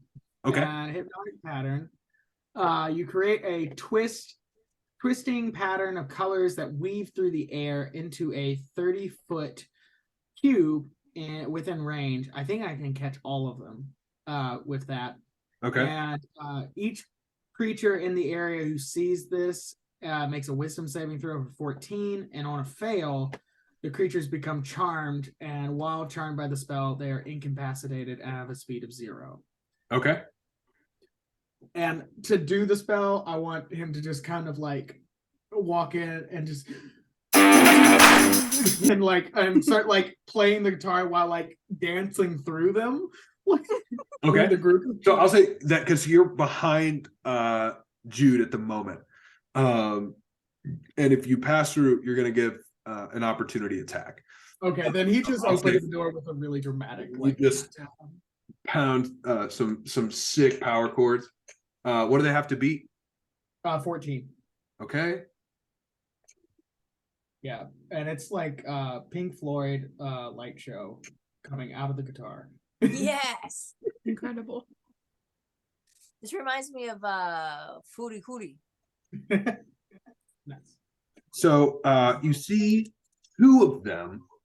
The ones over closest to the I'm trying to decide which one. I guess we'll just say north, the north wall, right? If the hallway is going north, the north wall. These 2 over here. I'll just move them. This guy and this guy. They both just start looking like, whoa. The other ones are like, no, not even that good at it. No, I'm better downstairs, I'm not. And they are not taken in with your sick power chords. All right, got 2 of them. I'll take it. They have terrible taste. Clearly, I know. clearly terrible demons, and not the good kind, not the good fun kind. Just the worst. Not the worst rock and kind. roll demons. Clearly I know. not. Clearly not. No hair for the hair metal. That makes sense. Upstairs said That tracks. Barry wasn't beautiful. I know. Did you even look at him? Clearly bad taste. Clearly bad taste. But it's I think that they're is, the ones with no eyes. I will say it's now there's another the demon close to that far wall that's still back a ways, just sort of stands there and does not do a single thing. And then So, My turn. nope, not yet. This one comes up and joins his friends and tries to like get through, but can't because there's too many other ones already jumping you. And so he just goes and then goes, and this green gas explodes out of that one. And if you will all please roll for me a Constitution save. 14. 13. No, a 14 because Ooh. I get a modifier of 1. 16. Sweet. Again, horrific odor. No problem. Just keeps layering on top of itself. And then we swing back around to the top of the order. And no, Jude, I've skipped your turn, haven't I? Motherfucker, it better be my turn. Go. Take your action. Listen, between last round and this game, you're trying to fight me today, Christian. It's true. I would love to. You ruined my snake game. Now you're not even letting me fucking fight. Fight. Show All right, me well, what you have. just because of that, I'm gonna use my action surge so I can take 2 actions this turn. The first action I'm gonna take is I'll say going to that be my unarmed. because I'm a benevolent, loving God, I will say this. You can absolutely take your action surge, but I believe you have 1 per long rest. Yeah, I'm only allowed to use 1. If you think I'm gonna die! I'm cornered by your little demon fucking chihuahuas. I can heal you. I was gonna say potentially, but if you think it might get worse later down the road. Well, judging by your tone of voice, I feel like it's going to. I am trying to be helpful here. I understand that you're mad at Fine, me. I won't use my action surge, God. Thank you can't. for your You absolutely can't. benevolence. I am trying to. I would hate for you to get to a point where you're like The upstairs demon told us that they get real bad at the end here. So because I would hate for you to feel like Facts. that I sort of. I'm just worried about the fact that I'm getting complete straight fucking jumped in an alley right now. Now, I will say to your advantage, Val can heal you one of the some ones too, that's though. jumping you, the one that's closest to the north wall again, has just sort of like gone slack-jawed and does not seem to be moving. So only 2 of the 3 that are crowding you right now look like they're still engaged in a fight. Are really fucking with me? All right, well, the guy who's directly in front of me, Yeah. I'm going to go unarmed strike, and I'm going to take him by the head, and I want to bash my knee into his skull. Sweet. So I think that's just a straight strength thing. So roll. It's 1 plus my strength, and my strength is 17, so 18. Sweet. So you grab him by the head and you smack him against the knee. And how much damage does that do? Unarmed strike. It just says 3. I don't roll anything for that. That just does 3 Solid. damage. So you grab him by the head and just slam it, and just like you hear like a crunch, it's this little snorty nose kind of buckles, and he goes, "Oh, it's my nose." And like there's sort of that black blood sort of starts to ooze out. Sweet. And then what else would you like to do? And now I want to dodge kind of out of the way to the left and just move a little bit so people can get into the fucking room. Okay. Sweet. So you I'll say, because do you have extra attack as well? I don't know what you mean by that. I can attack twice. Right, you can attack twice per turn. I just realized that. So yeah, I'm going to attack again. I'm going to take my... I'm super close. I'm going to take my other hand axe because I know 1 is upstairs, but I do have 2 of them. I'm going to take that other hand axe, and the guy that I just took my knee and took him down, I'm going to go after him again with the axe just to try to get him the fuck out of my way. Sweet. Swing to hit. 1d6. Did you roll to hit? Whoa, shit. Wait, what? Did you roll to hit? Roll to hit. Am I just rolling d20 to hit? Yeah, it should be a d20, then there'll be like I think you said it was +5. Plus the hit is 5, yeah. So it's 20, not natural. Yeah, you hit. Go ahead and roll damage. D6. I got 5 plus 2, 7. 7 damage. Sweet. So you knee him in the face. He gives like it's like a crunching noise. He like reels back up, and as he's reeling back up, you just sort of like bonk him over the head with a hand axe. And you watch his like eyes go super wide and blood just sort of starts pouring down from his head, and he looks super messed up. Super messed up. He's not having a good time. He's definitely not enjoying this ride. Sweet. And then did you want to try and get out of that room? Because I don't want to get out of the room. I just wanted to kind of move so they can get in the room because I was dead ass blocking the door. Okay. Another DM warning. Just a little sidestep. This is just another DM warning. If you move, it will provoke like an opportunity attack.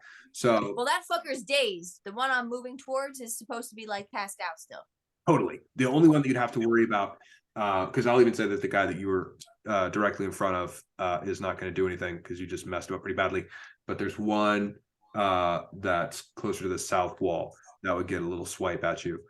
But there's a chance that he misses, and then other people can get into the room. So I just wanted. Yeah, there's a chance that he misses. I'm moving towards that north wall, so even if he's swiping at me, he's gonna have to swipe far.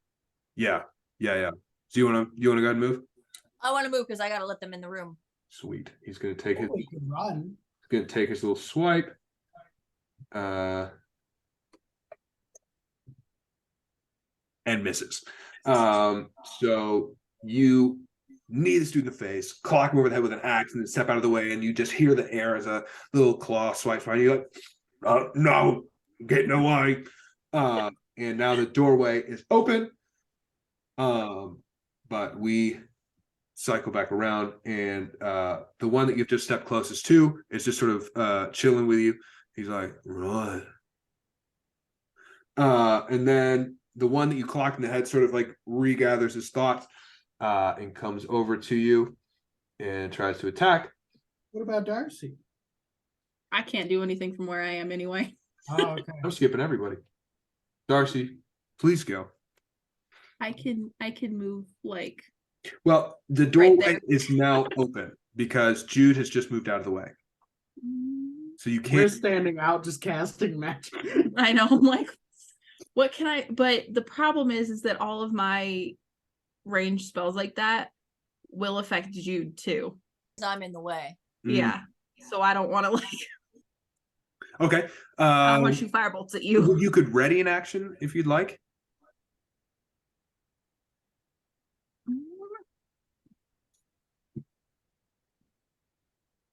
We run in there, we pick up Jude, run out, lock the door, run away. Put them back in there.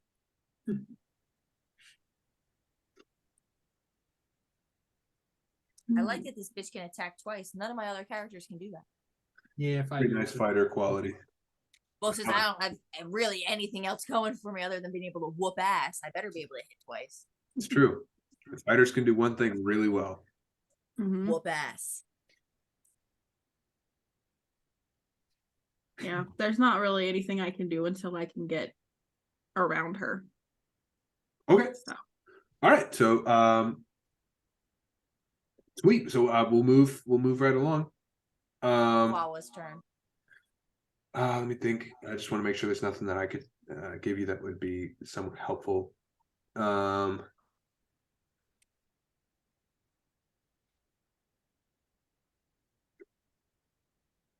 right. Well, moving forward, the little dudes are going to try and jump you. That dude that you clocked in the head closes the distance and takes a little nibble, misses, takes a little swipe, misses, and then the other one as well. Now that you've moved out of the way, sort of runs out here and runs for Barry. And he takes a little nibble at Barry's delicious bones. Does a 10 hit you, Barry? Huh? Does a 10 hit you? Yes. No, not at all. He misses. I matrix dodge out of the way.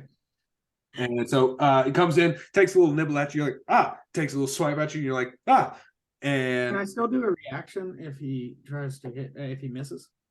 What's the reaction? It's classic ghost vomit. because Beautiful. although it's a skeleton, still got some ghost vomit. You slipped that one in there, huh? All right. I'll give it to you. I'll give it It's to part you. of the same race. I'm sorry. I Yeah, made right. that. It's definitely not a ghost. Like very definitively a not ghost. Definitely not. I will give it to you because I am nice and it sounds cool. Go ahead and roll your It's ghost cool, vomit yes. damage. I'll make a new race and it'll be called skeletons. And they'll have skeleton vomit if you want. You can't just give all of your races vomit. I like ghost vomit because of Ghostbusters. I do. Yeah. That's what I picture. All right, it's a 5. 5. Okay. All right. So you actually let me.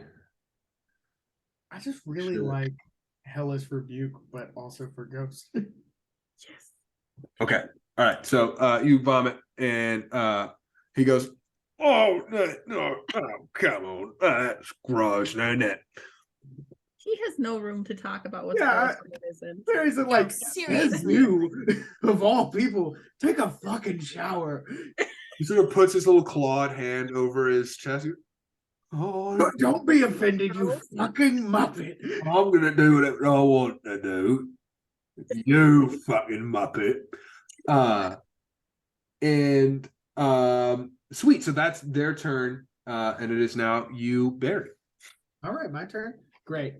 One thing I want to check, this doesn't take an action, right, for me to ask to roll like a investigation or perception or whatever. I'll say, yeah, you can do that for sure.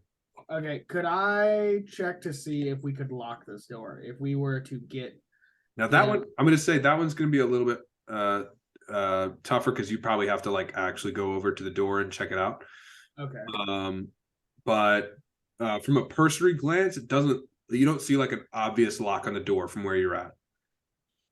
Damn it. All right. Then Barry's he's gonna take that guitar that is also a battle axe and he gonna swing.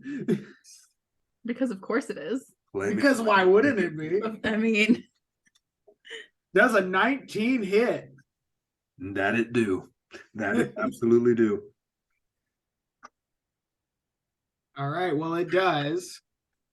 1. One. Oh, how is that possible? Anyway, so you swing this battle axe, but you sort of are used to swinging it like human-sized enemies, and so it just sort of like it takes a little off the top. God, scalping people. And he's like, "Oh, well, that wasn't very nice, was it?" Sweet. And that is that? Do you have anything else that you can do? Nah, I'm good. Actually, wait. One thing I will do is I'm gonna when I swing it around, I want to bring the guitar back and just say, and just like again do a really nice power chord and send some bardic inspiration over to Jude. Sweet. So 1d8. you get that, and Jude, you feel the power chord fill you with power, and perfect timing because it is now your turn. What would you like to do? Are the 2 chihuahuas that he like spellcasted still all ditzy do, or are they starting to come out of it? They're still gone. How long does that last? A minute. A minute. So But, that's how long 10 is a rounds of minute in D&D that's world? 10 rounds of combat. So Okay, cool. and if you think about a round is when I come all the way back around to your turn. That's one. So this is round 2. Right. Bet. Cool. So I'm still gonna kind of ignore the ditzy doos, and the dude that I headbutt and axe squashed. Yeah. I'm gonna go after him with my short sword. Do it. Because I'm trying to get rid of his ass. Oh shit. I'm rolling for attack first. Roll to hit. Yeah. Totally. Yeah, you're right. 14. That hits. Roll for some damage. Hand axe 1d6. Wait, I'm not doing hand axe. Short sword 1d6.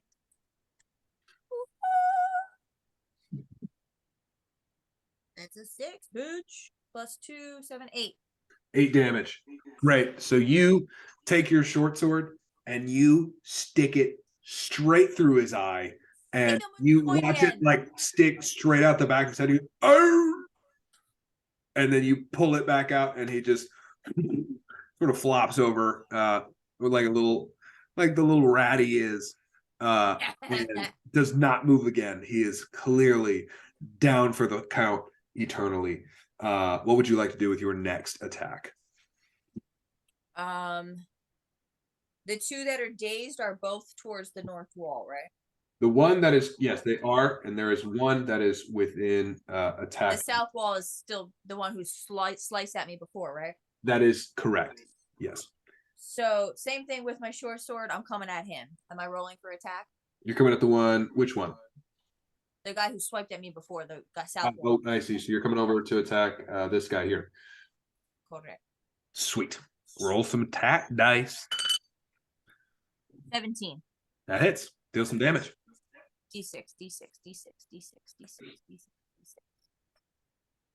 That's a 6 again. Eat my balls. +2, 8. Sweet.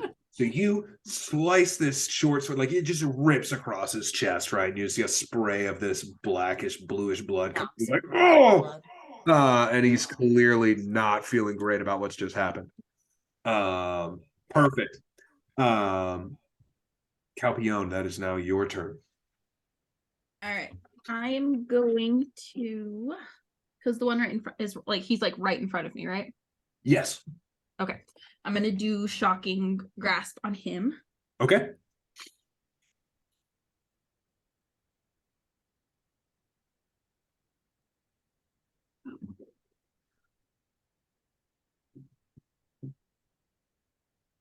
$19. Perfect. That'll do, donkey. That'll do. Did that start from Babe? That'll do, pig. That'll do. 14 damage. Sweet. So you grab this little annoying gremlin thing and just sort of grab it by both shoulders and jolt it. And similarly, you can tell that it should be hurting him a lot more. And you see the smoke sort of coming off. He's like, why would you do that to me? And he looks like he's having a terrible time. Like he's looking pretty messed up. But again, you feel like maybe that Shocking Grasp should have done more. I was just saying that Barry gives Cal a high five. It's just like after the lightning. You get like a little It's shock. a shock. Yeah, The totally. aftershock. Yeah, you get a little bit of that. You just kind of Sweet. Tingly. Perfect. Would you like to do anything else, Kalpione? Nope, that's it. That's my Sweet. whole action. Okay, so the little gremlin creatures are going to take their turn. The one in front of you, Jude, is going to try and return fire. That's going to hit. Deals you 2 damage. And then that 15 hits, correct?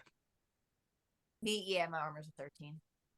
Neat. And then he'll do you another 5. So 7 damage all total. And then the guy over here with you two turns, looks at Kalpione and is like, you gotta pay for that. But as he does, Barry, you get an opportunity attack if you would like to take it. Oh yeah. So these guys are short, right? What's that? These guys are short, right? Very. Okay, Barry is going to swing with his axe again. And he wants to swing like it's a golf club. And I got a 19. Does a 19 hit? That hits. Would you say? I would say. I love that you switched to swing it like a golf club because they're little. That's Yeah, amazing. no, and then it's a 12. A natural 12 on a 12 dice. So it's a critical, right? Not for damage. No, it's only if you roll a critical on attack to hit, you get critical. That's fine. 12 damage of just golf swinging him. You Amazing. smack this demon exactly like a golf ball, and he flies up into the air, smacks into the stone wall, and bounces off, and then lands face first on the floor. Absolutely pulverized, completely gone.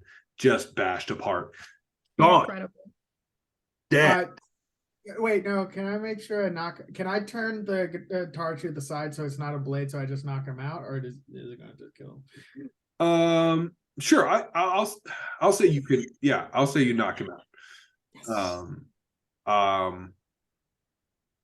Yeah. I'm not a killer. Okay, so that was an unconscious blow, and so you knock him into the wall and onto the floor, and he falls to that floor, unconscious. Put him over here. He's unconscious. Sweet. Okay, and then we come back around to I think that the two that had the higher initiative are both dead. So it is now your turn, Jude. So little homie who I'm one-on-one-ing with, let's Yeah. go at it. I still have my short sword. I want to take that to his neck. Do it. Ooh, that was an 8. An 8 does not hit. Is Fuck. Did you add your bonus to hit though? that 8 plus 5? Plus whatever. No, it did not do that. I Okay. forgot about that. So That hits. 8 plus 5 does hit. now I roll for damage. Yes. Yeah. D6. I should find my D6, but that's a 6 plus 2, 8. 8 damage. Sweet. So you swing your sword blade right through his little neck, and he falls over gurgling and dies. Tries to hold it in, can't pack it back in, dies on the floor of this crypt in Stettin. A tragic place to go. And so now the only ones left are these two that are still sort of in their little mesmerized daze. I'm gonna take out my Leave 'em. longbow and Leave 'em. shoot the homie in the first corner. No. Okay. Just leave. Roll to hit. 10 10. plus 5, 15. That hits. Roll for damage. Longbow is a D8. Barry's just watching as he's teed up these two. Barry's having an existential crisis 5 plus outside. 2, Barry's 7. like, please. 7 damage. So you watch this arrow just sink into like the side of his head. He sort of like slumps a little bit, but he's still completely dazed. Wait, he took damage? Oh yeah. He's out. So he gets hit and he goes, oh yeah. Right. That's what I was doing. And he's gonna go ahead. Is that the end of your turn, Jude? Yeah. Sweet. So he's gonna come after you. And he's going to roll to hit. That does not. And that does not either. So clearly the arrow and the mesmerizing effect that was on him is still lingering as he sort of drunkenly Wearing off. tries to bite at you and tries to slash at you to no effect. And Barry, it is now your turn. There's no Wait, demons in the Darcy hallway didn't go. anymore, right? There's not. There's only there's one that's unconscious. But he's not functioning. Right. Cal didn't get to go. What's that? Cal. No, I went that last time. This was Oh, okay. their turn, so it's back up to you. Oh, okay, cool. Upset about the thing being gone, but that's fine. We're gonna run in, and so these two are still alive that are right next to Jude.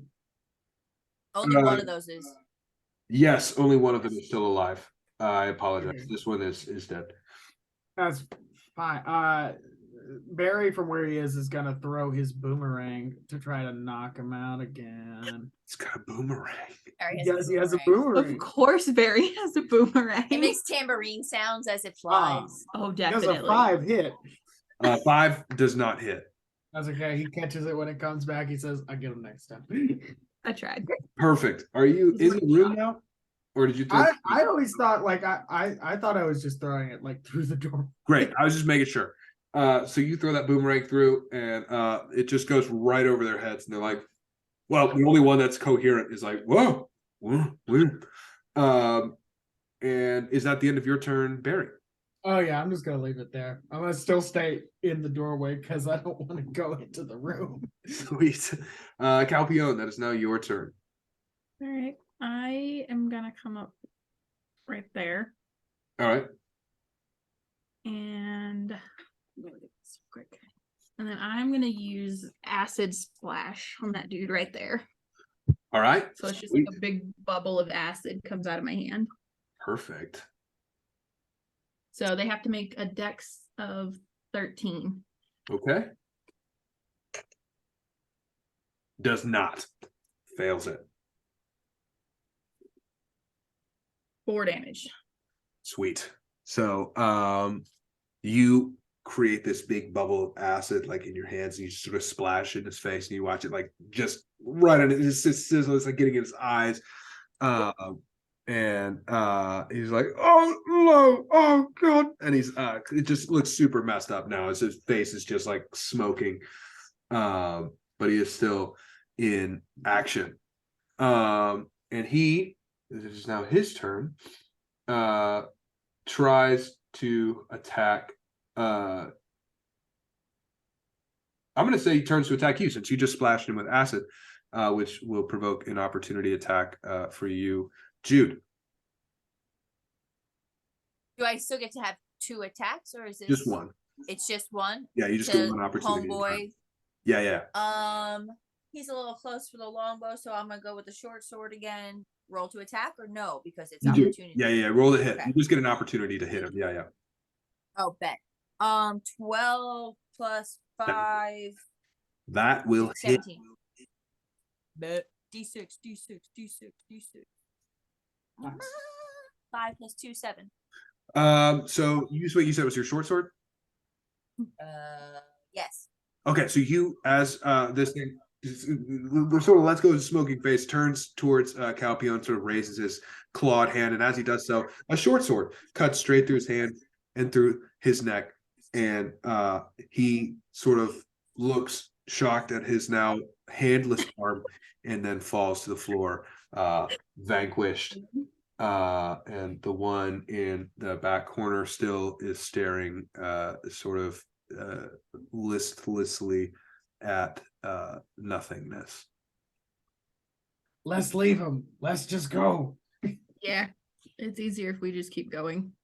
Will he He's stay gonna like that? Yeah. For a minute. So Close like the door. 7 more For a rounds. while anyway, yeah. Right. All right. Jude agrees, follows them out the door, and locks it behind her. Sweet. So you close the door, and as you go to lock it, you realize it does not have a lock on it, but you do shut the door behind you. Before she does that, can I drag the one that we knocked out? Well, that I knocked out in there. Totally. Drag him and slump his body in there. And then Lay them on top of each other in a very compromising manner. right? The ethics have gotten a little bit less clear. And Jude chuckles and goes, Cardin would appreciate that. and you are now out back in the hallway. What would you like to do now? No more opening Ooh, doors. yes. No opening doors. Bullshit, I'm No going more right to the I'm going to the last Yeah, door we because can I go to think the that's next where the door. cleric is. I'm gonna Skip kill door my- 2. I mean, go he to did door tell 3. me the demon upstairs said that the cleric was at the very end. That's why we're going to door 3. But yeah. Okay, I guess. Which door is door 3? Because The there's last doors, one in the hallway. there's doors on Yeah. both sides. So which one are you looking at? The door at the Take me end? all the way to the end on the right, then. Is there a door all the way at the end? Is that what you Yeah, have? like in the middle. Like Yes, like there is a door all the way at the end as well. Let's just keep going then. Yeah. Let's just. Like at the end of the hallway, there's one final door. There is a Open that fucking door. door. Open that door. Okay, so as you go to it, it's like this big giant wooden door. But yeah, so as you pass these other doors, you hear like a variety of weird sounds.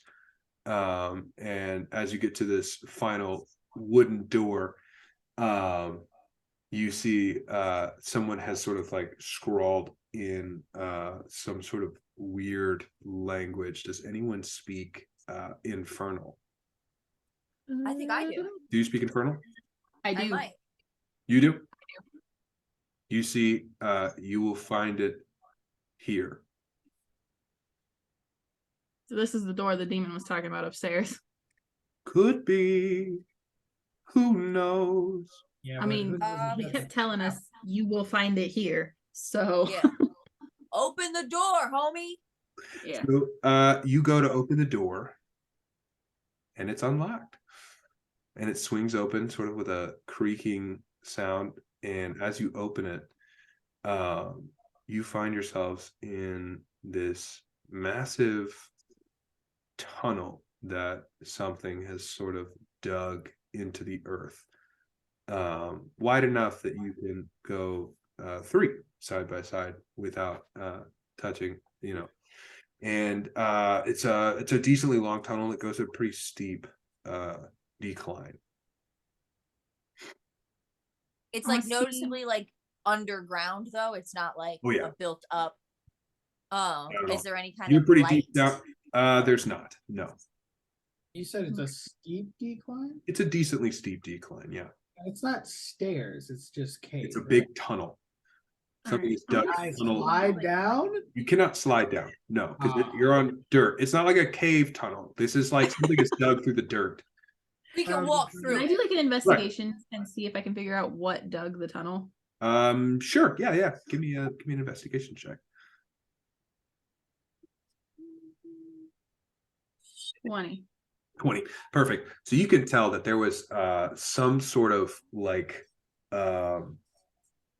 excavation crew of some kind has come through. So this is hand dug to something. Now, when I say hand dug, I mean, shovels were probably used, but yeah, this was definitely not like a naturally occurring tunnel, and nor was it like magically created. Does it seem relatively new? Or is it like old? It's not. Yeah, it's not new. Okay. Can I light a torch? Sure. I have 10 torches. I light a torch. It gets me. I want to be able to see what's coming as we walk through. Sweet. So as you light the torch, it sort of almost illuminates how dark it is going forward. You can see again, it's sort of a round tunnel into the dirt, and there it seems very empty and very quiet. I start walking. We ain't got no time for this funny business. Let's go. As he's walking, Barry casts dancing lights down the tunnel so we can see the full way through. Just don't even need much. I was gonna say, as you cast the dancing lights, lights appear on the tunnel, lighted up, and they're beautiful and very in sync with some hair metal song. And you see a bat on the top of the tunnel sort of fly towards you, and then start to fly away. Okay, cool. Just keep walking and following, I guess. But actually, turn to Cal. Can I shoot that bat with my longbow? You can. Yeah, roll to I hit. don't trust nobody. Roll to hit. 17. Uh, Plus, You hit. I want to know what my plus is. I'm trying to remember these things. Where the fuck did you go? Gary is Oh, ridiculous. it's always plus 5. So 22. I hit. Am I rolling for damage or is that bitch just out the sky? So as you shoot at it, it changes from Told you. that into a little green little, and again another small little gremlin looking creature, but not necessarily so like pudgy and overtly gross. It's more like a Goblin-y. yeah, more like yeah, kind of. He's got like these little horns, little hooked ears, but kind of bug-like almost. Like if a bug and a mouse were mixed together. Why does it sound so cute? No. It's definitely No, it's not not. super cute. It's got like these big black eyes, Little like this like Pokemon. little fang Pokemon. teeth sticking out of its mouth. And I again, think it there's still sort of sounds cute. like putrid odor sort of emanating from it. Why are all of the demons in this round so gross, Christian? They just are. They just be that way. They they're just like- be that. They just be a little bit The gross. little It's always chihuahua the lower demons level straight ones. up Once you get up fart higher, they start monsters. getting much, much cooler. Yeah, they just be a little bit gross, you know. I feel like They that do be sometimes. gross today. So it changes back into this thing, and I think that even as it changes back into the thing, you have hit it with this arrow, and so it drops to the floor. Dead? Motionless. Yeah. Cool. Um, Do I know what it is? I think you go up. You can do like an investigation check. You probably would. 19. Sweet. Yeah, it's called a quasit. Yeah. He's a little green dude. He's just got like an arrow sticking out of his chest.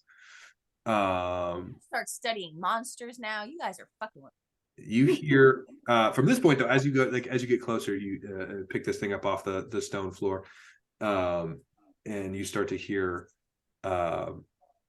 something from the towards the end of the tunnel say, and since you speak infernal, you would understand when he says go. Some sort of deep, very authoritative voice says go.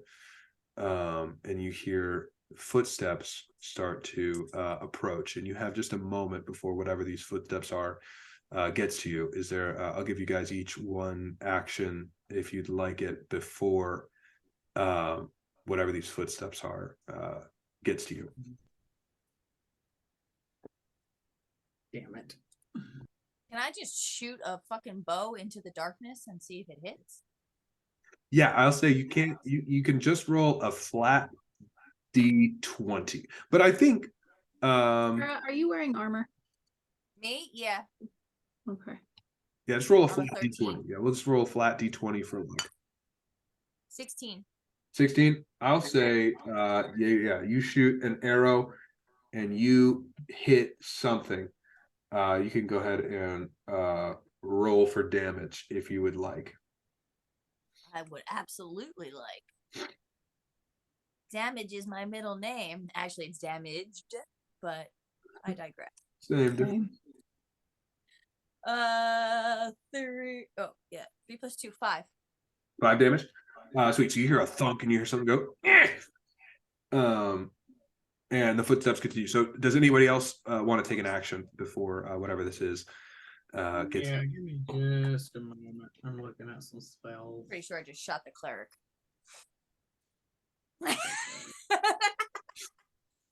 Add him to the Jonas list. Jude shot the sheriff. That tracks for Jude, to be fair. I think what Barry wants to do is can I try to hide? Can I like I'm gonna feed your bones to the Chihuahua demons, you scared skeleton. I don't care. You have chosen so many fights that don't need to. Can I take my lights away and try to hide? Sure. I'm gonna say roll stealth with disadvantage because it's such an open space. That's fine. All right. So if I didn't have disadvantage, that would have been great. What did you oh, I see. I just saw the rolls pop up on my screen. Great. So you roll a 10. So you go and try and flatten yourself against the tunnel wall. And you hear somebody from this whatever this group is coming go, don't forget the skeleton on the wall. And that so it is now dark. And Kalpione, right. that is now your turn. If you would like to. I want to do burning hands. Okay. So I catch my hands on fire and I throw a 15-foot cone of fire in whatever direction. It can go up to doesn't say how far it goes. So Okay. Not yet. Oh, no, just says 15-foot cone. But they have to make a dexterity saving throw of 14, or else they take 3d6 of fire damage. Okay. So I'm gonna just go ahead and start this. We're gonna use this. It's not necessarily accurate, but we got a nice grid on there, so we'll use that. Okay. So they each have to make a dexterity save of what now? 14. 14. Great. Okay. Well, I will say that you're close enough to hit.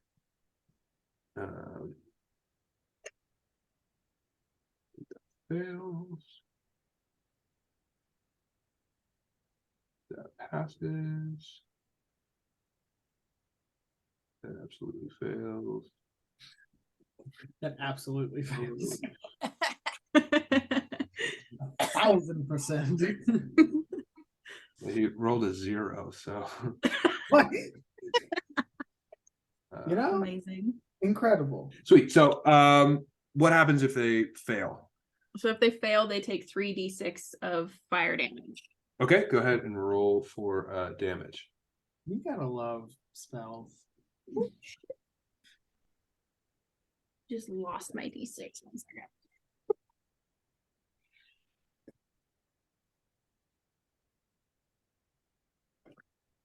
Barry is not having a good day with all this violence. Barry 10. would not have 10. They take 10 damage. Okay, great. So you throw out this flame, and so for a second, the tunnel is just illuminated in this cone of fire. And you hear a bunch of like, oh, that kind of hurts a little bit. Oh, it's a little bit toasty. And you hear somebody fall over. Sweet. And so now that is your initial action. And at this point now they have arrived. So everybody go ahead and roll initiative. Pretty. Say so, boss. I got a 20, not nat. 20. Let me write that down. 5. 20. Kalpione's a 5. Apparently, I have +2 for initiative, so I also rolled a not nat 20. Okay. So I didn't know I had that. 20, you absolutely do. No, now, and I'll say let's get whoever's got the higher dexterity will go between you two. So what is your dexterity? 17. And what is yours, Barry? 13. Okay, so Jude, you will go first, and Barry, you will go second in that regard. And let's see. Sweet. So first person up is you, Jude. All right. I still have my longbow, so I am going to aim that at homeboy in the middle, who seems to be leading the pack, and I'm gonna shoot. Okay. Roll to hit. 17 plus 5, so 22 to hit. Okay. Damage is longbow is a D8. Fuck you. 2 plus 2, 4. 4. Okay. So you see it just sort of like almost bounces off of his shoulder.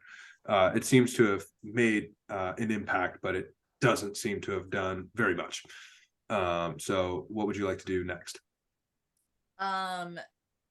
Second move, he's far enough away where I'm gonna shoot another bow. I'm not trying to get closer yet. Okay. Or shoot another arrow. I'm not trying to get closer yet. Sweet. That's a 19. That hits. Plus 5, 24. Damage is a D8. Get rid of this. 7. Yeah, bitch. Plus 2, 8, 9. Sweet. Damage 9. So again, you hit, and it seems to do something, but not a ton. Is it Would be packing heat. could be? Who knows? But sweet. That's That's your the end of turn. my turn. Sweet. Barry, it is now your turn. All right. So one of the coolest spells I have. It's called Call Lightning, and Barry is gonna start playing like the guitar, and it's gonna be that part of the Halo theme that's just like yeah. And, Perfect. a storm cloud appears in the shape of a cylinder that is 10 feet tall and a 60-foot radius. So I just want to cover all of them. And what it does is it appears right above me, and when you cast a spell, I get to choose a point on the map to have a lightning bolt hit, and each creature within 5 feet must make a dexterity save, and if not, they get 3d10, and they have to make a 14 dexterity save. And I want to hit these two in the middle, like the one behind him and the one in front. Sweet. So they have to make a dexterity 14 saving throw.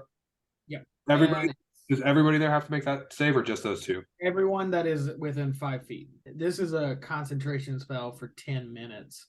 Okay. And every turn I get to choose another spot to hit with that for my action. So Barry's just gonna be rocking out this entire fight. Perfect. Fucking jamming. As Just he holding. should be. What He's playing our fight. happens if they pass? If those If they pass, they take half the damage. Okay. I need to start rolling. Sweet. All right, that's this 3D what's? Oh yeah, 3d10s. What we got? Okay, 22. So if they pass, they get 11, but if not, they get 22 damage. Okay. So these two get struck with lightning, and they seem to absorb it pretty well. But it's still too much for their little rotted bodies, and they fall over absolutely fried. Guy in front takes it, seems just sort of like, and he seems chill. And then the rotting guy behind him seems to go, that one hurt. One really hurt. But is still rocking and rolling. Barry is like, he starts to play this in Strike Down, and he's like, look, I'm not a fan of violence, but if you seem to want to play this role, then I shall play mine. And Just hardcore. Sweet. And that is now Kalpione. All right. I gotta move forward 1.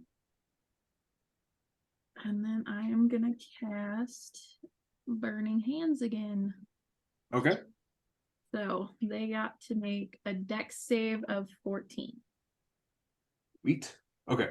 So and if on a fail, they take full damage, and on a pass, they take half. Yeah. Okay, go ahead and roll for damage.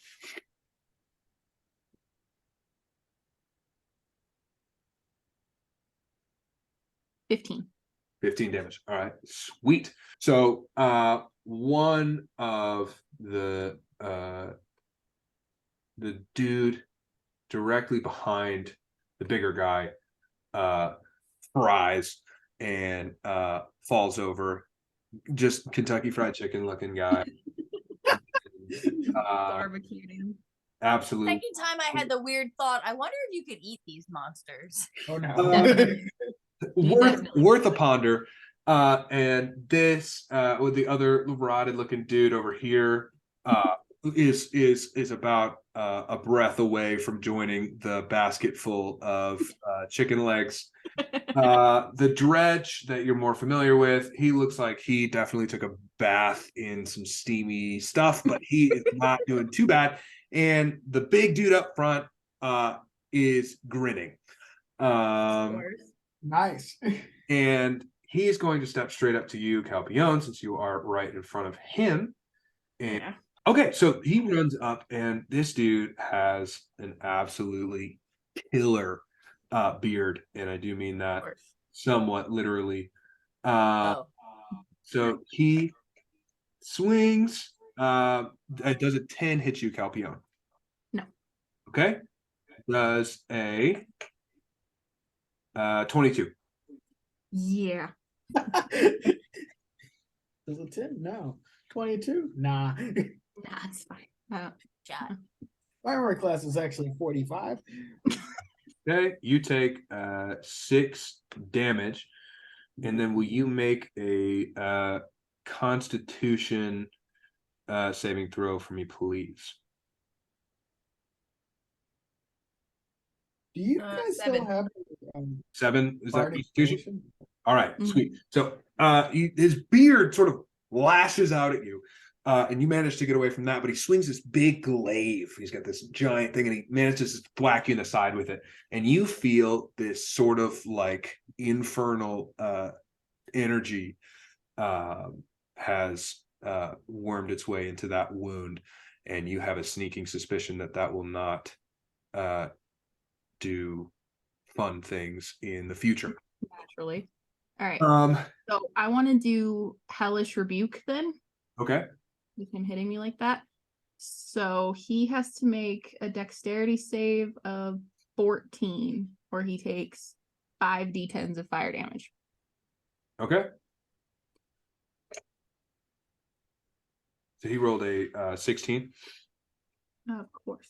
It is now the Dresh's turn, and he's gonna go right up here, and he's gonna release his little stank cloud.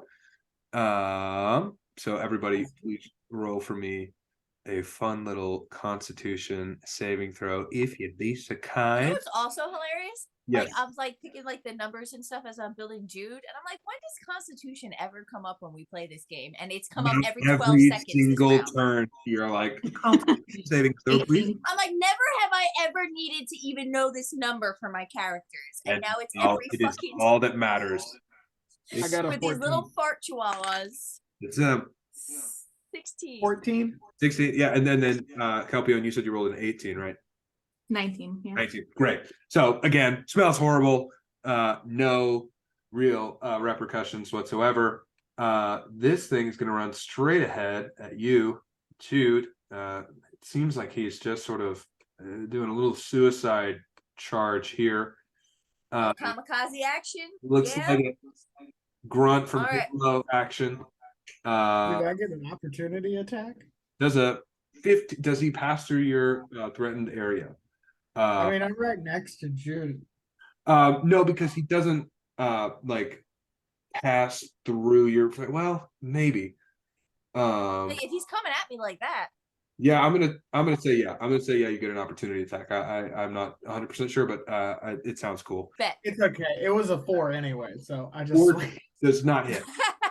He swings and he hits me instead. Fuck. Right, just clocks you in the jaw. No, that's a 1. We're not going for that. Yeah, that's a natural one, and we don't. So does a 15 hits you? Correct, Jude. Yeah, my armor is a 13. I'm pretty sure. Okay, Yeah. you take 5 damage.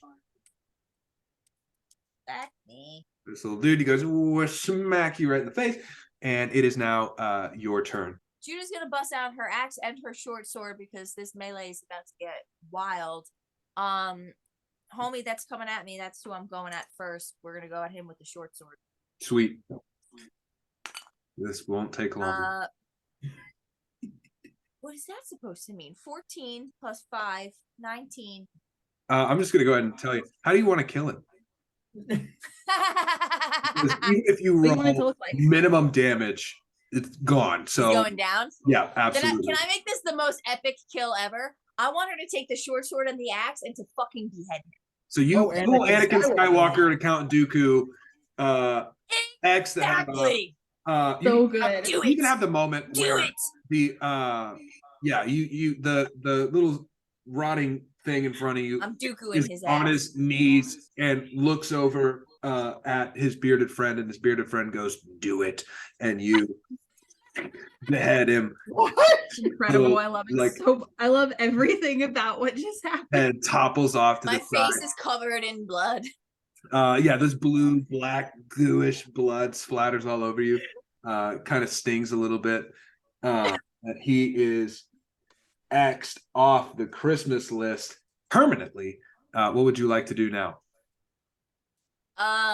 With my second action, I'm gonna take out that longbow and go after homing beard. All right. Take your shot. 14 plus 5, 19. That hits. D8.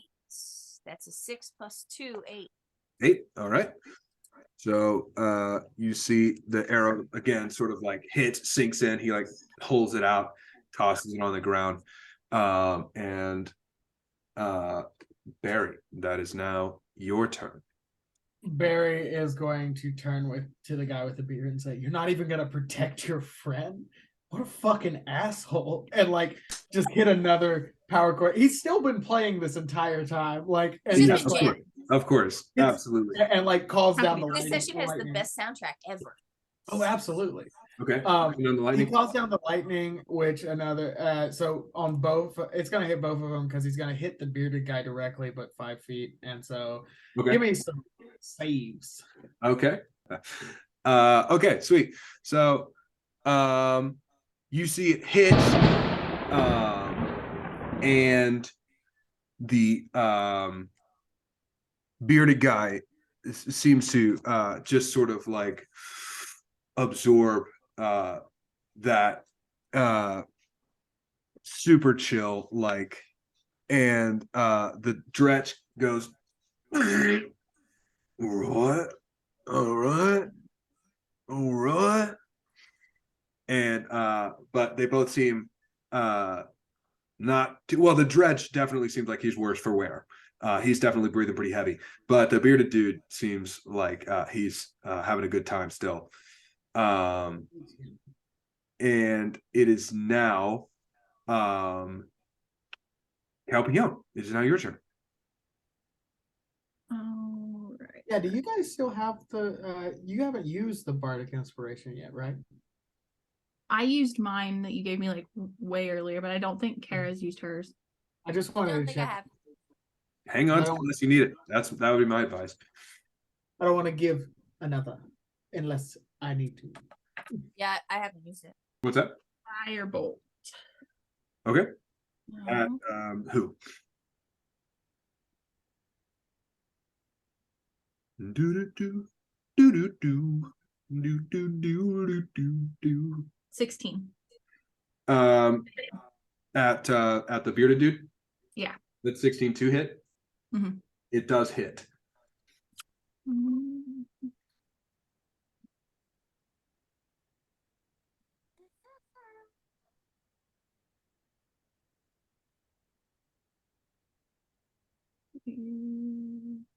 What is it? 7 and 9? That would be 16 damage. 16. Yeah. Okay. 16 damage. So you shoot this firebolt out and you feel this like wicked heat flicker off your palms, and you watch it hit this dude, and he just starts grinning, completely unfazed. And is there anything else that you could do on your turn?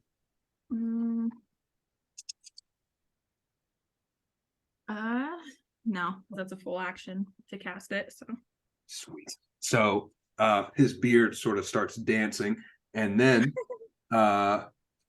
flicks out. Does a 19 hit you? yep.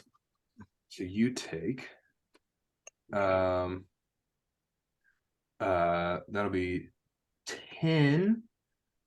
Oh, and I forgot. You feel that sore spot in your side sort of start to kick up, and you take another 5 damage on top of that.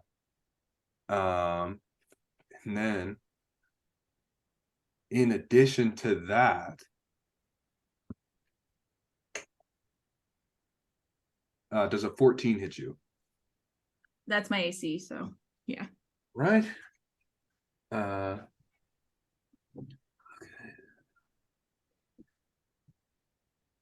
I think we should be invincible. Ooh. Then you take an additional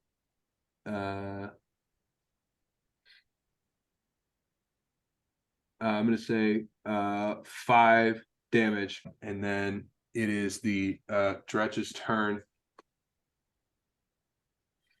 and the Dretch is going to. I'm going to say he's actually going to try and run past you over here to Barry. So if you'd like to take an opportunity attack on that Dretch, you absolutely feel free. Not you, Barry, but Kalpione, absolutely. I want to take opportunity attacks on All right, so that would be my shocking grasp. Hells yeah. 10. To hit? Yeah. That does not hit. Yeah. So you reach out and he just managed to like scramble under you. He's like, no, I'm gonna go beat up skeleton, am I? And Barry, he's going to try and bite you. See what he got. Does a 13 hit you? Yeah. You take 6 damage. All right. And then does a 15 hit you? Yeah. I just realized what I was. Yeah. So you take another 3 damage. Sorry, that took me a second. No, it's just funny. Right. I was like, Kind of rude that hits. Does a higher number hit? Yeah. It's kind of rude for you to say that. Gotta be honest. I wish you had never spoken. I wish you would never speak. I wish you would just not. I wish you would close your mouth permanently. I get it. I get at this point in the fight, I can understand why it may feel that way. I gotta ask something, God. Did you choose these enemies specifically? No, I made these fights. I made these fights before you guys made your characters.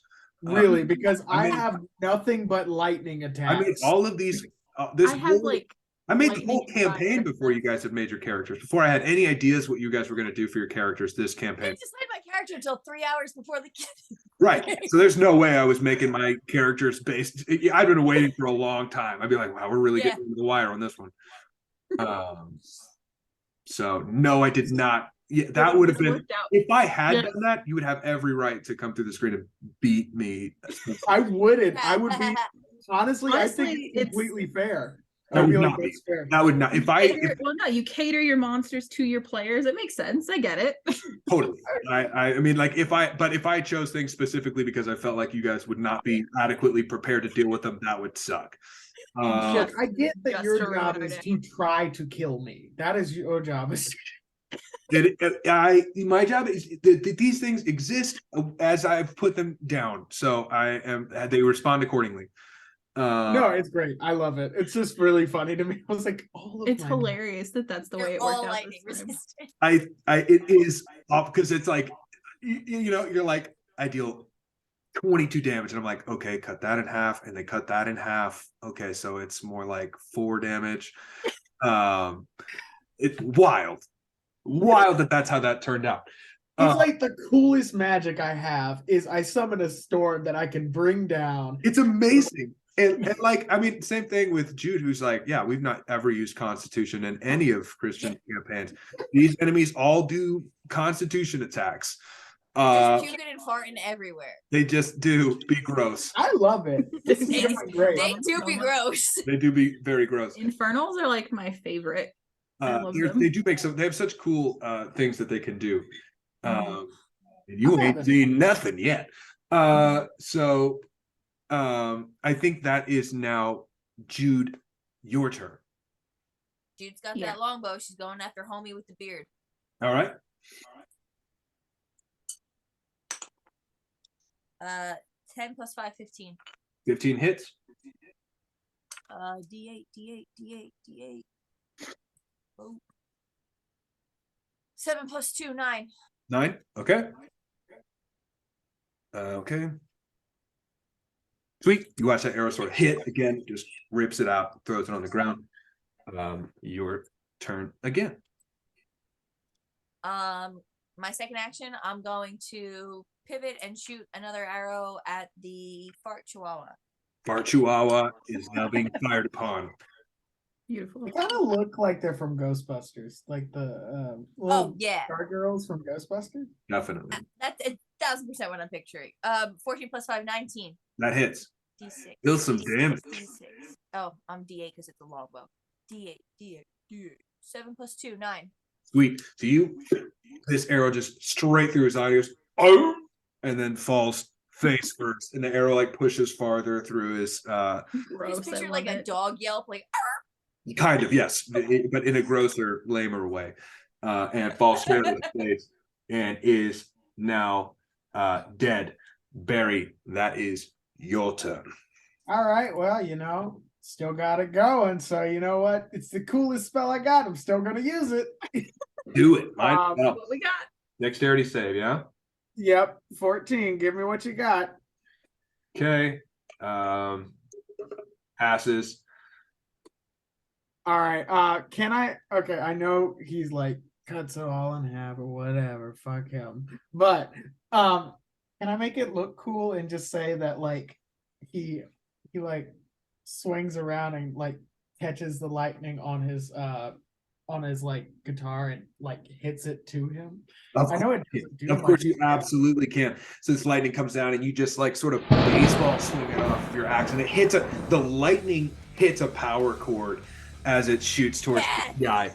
And you watch it like hit him in the chest, and he sort of like takes it, and he's just looking you straight in the eye, and you could tell like he's feeling the music, and it makes it feel a little bit more insulting that he's like, "This is dope." Can I do an intimidation check with that? You can try. You can. All right, let's go for it. It's always worth a shot. It- I mean, It worst case absolutely it fails. is. I got an 18. Okay. Good one. You're gonna roll that against his you see it does have a little bit of an effect. He's like, okay, that's a little bit scary. But it doesn't seem to have a huge effect. He still seems to think that he's in a pretty solid position. But I mean, he is. it is so. now your turn, Kalpione. All right. I am going to give myself false life. So. How is everyone doing on health? All right. So I Well- just gave myself an extra 13 hit points. Okay. Sweet. That's all I can do right now. Okay, so it's now his turn. Also, because that's a healing spell, so go ahead and make a wisdom check or a medicine check.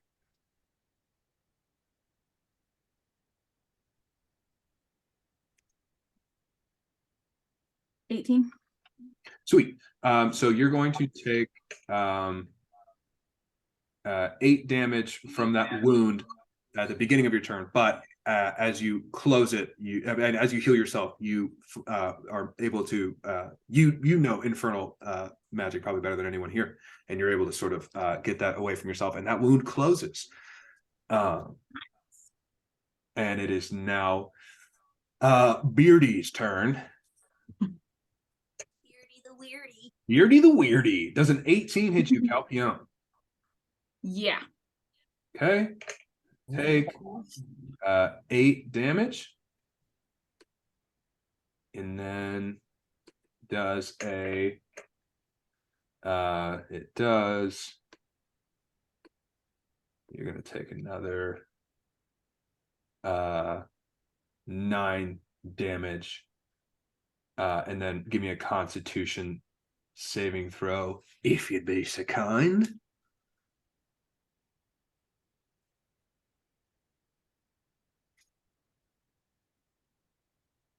$11. Okay. Again, you feel that infernal wound open up. He's hit you on the other side, and you feel it kick in. It is crazy to me because your Constitution checks every other time are like I know. 19. They've been 42. so good. Like against this guy, you're like 7, 11. But that is old Beardy's turn, and Jude, we are back around to you. All right. Well, I'm gonna take out that longbow and shoot Beardy the weirdy again. Shoot. I only got one move, guys. Shoot Beardy the Weirdy. Oh, fuck me. That's a 5 plus 5, 10. That does not hit. All right, second action. Bardic Inspiration means I get to do what? Roll 2 dice for damage? No, you can You roll a add D8 one and D8. add it to your. So if you'd like to add the Bardic Inspiration to that roll, you can, and see if that would allow you to hit. So you'd roll a D8 and you'll add it to that. You can add it to either attack, like to your hit rolls, or to a check. Like if I asked you to do like a saving throw or an investigation check, bet. you can Let's roll. add it to that. Okay, so go ahead and roll 1d8, and then you'll add it to that. Gave me a fucking 2. Eat my dick. And you rolled. You had no. Okay, so that still does not. Yeah. Um, Useless. that didn't. Round 2 or move 2. That I'm gonna music, shoot him again. yeah, I was gonna say the music moves through you, but just not quite on tempo. You No. forgot the words to the song. I waited too long to use it. Right, and you play forgot it the out. words by the time you tried to use it. 19 plus 5, 24. That hits. That D8, D8, D8. 3 plus 5 is 8. All right, sweet. Wait, is it not no, it's 3 plus 2, not a 5. I'm a liar. So 7. 5 is the yeah, Okay, 7. sweet. So you watch this arrow hit him like sort of in his kidney, and he takes it out and breaks it in half and throws it on the ground. And Barry, it is now your turn. I see. Interesting. Bearded Colossus still stands Um, in all of his red, shredded glory. you said you were at 12. For your. Oh, I'm at health? like 9 now. Yeah. I'm at 12. Okay, and you're at 9. Okay. Then I'm gonna use. I'm gonna use my. I do have a second level. I'm gonna use my second level healing word on Hal, which you're gonna get 8 health back. Oh, give me a wisdom check on that, Barry, if you'd be so kind. Wisdom check. Give me a wisdom check, will ya? A 1. Great. So You you are two rolling healed. ones today. That, but Barry has not dealt with infernal magic so far. Definitely new In his for him, yeah. short little undead career, and the wound on your side remains pulsating and painful. In all So, its grossness, yeah. before your turn, you will take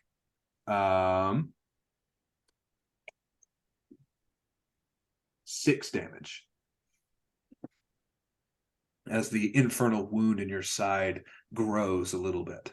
A little bit of fire, a little bit of spice, a little bit of Tony Satcheries inside the wound. Yes. Not everything nice. Not everything nice, unfortunately. Not making anything fun. Only making little extra demons. Extra demony. Okay. Just like my pasta. I'm gonna give myself false life again. All right.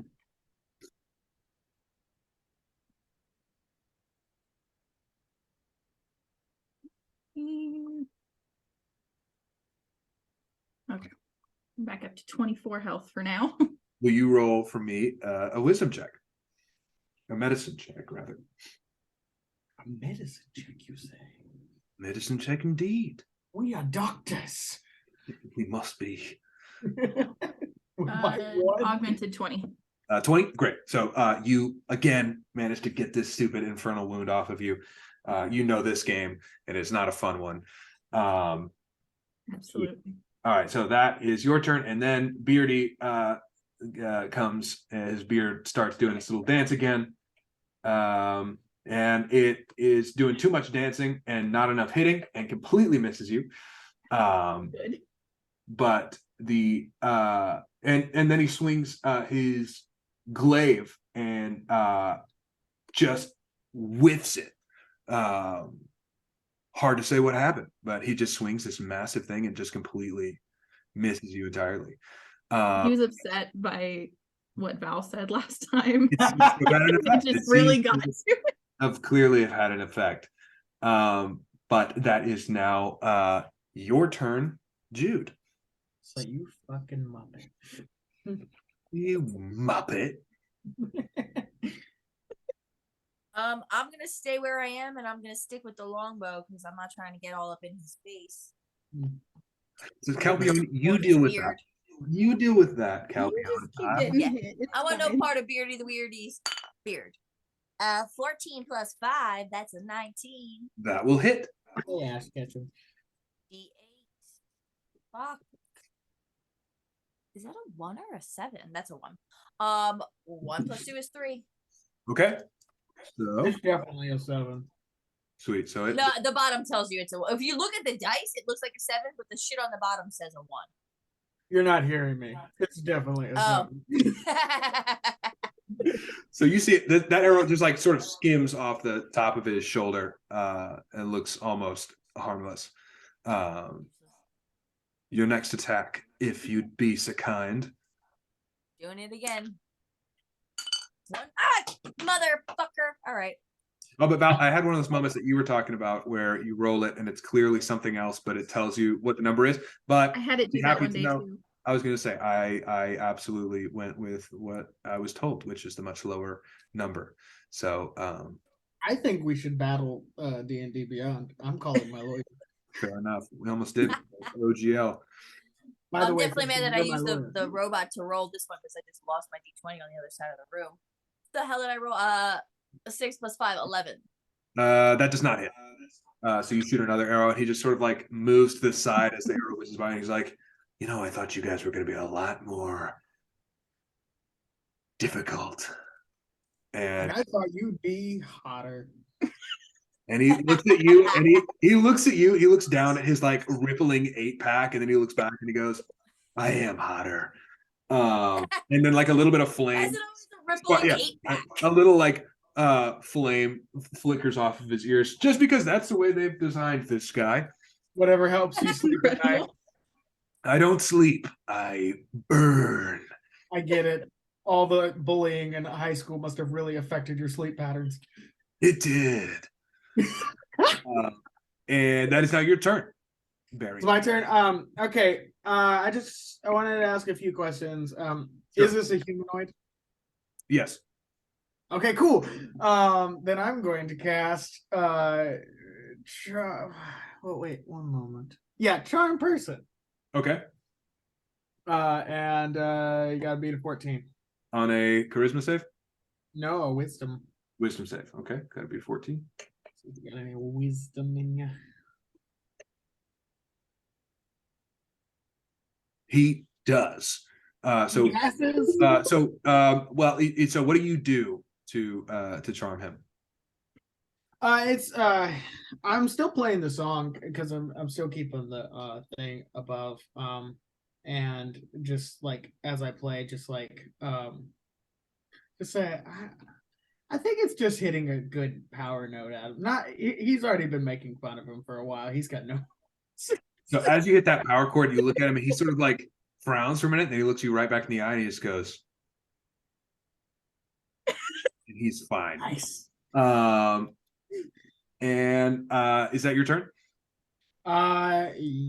Other than that, I'm gonna move to try to like be closer, so maybe he'll attack me instead of Cal. Okay. Sweet. So that's your turn, Kalpione. It is now your turn. Okay. What All a right. thorn in the side this guy is. I'm gonna try and blind him. Okay. So he has to make a Constitution save of 13. Okay. And okay. Constitution save of 13.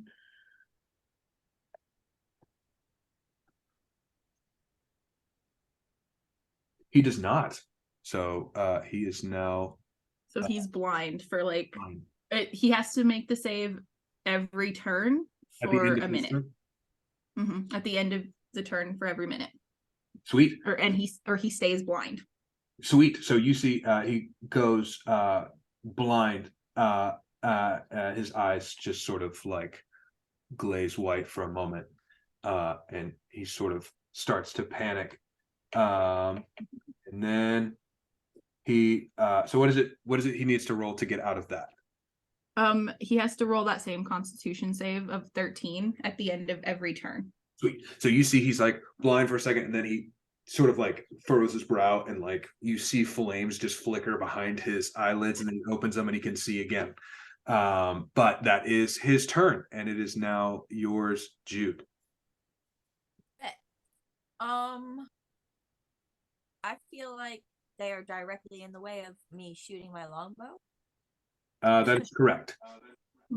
So I'm going to come into the melee and break out that short sword again. Heck yeah. Sorry, I'm in your way. No, you good. You good. I have so much health, and you guys are like, yeah, I'm down to like 9. I'm like, I'm at Yeah, 30. I'm dead.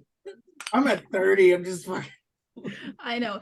In what 13 plus five, universe is 20. the wizard supposed to be in the front? Like, Roll a hit. What? Would you roll to hit? 20. 20. Great. Roll some damage. D6. Fuck you. 2 plus 2, 4. Okay. It's like, nah, 20 doesn't hit. You swing.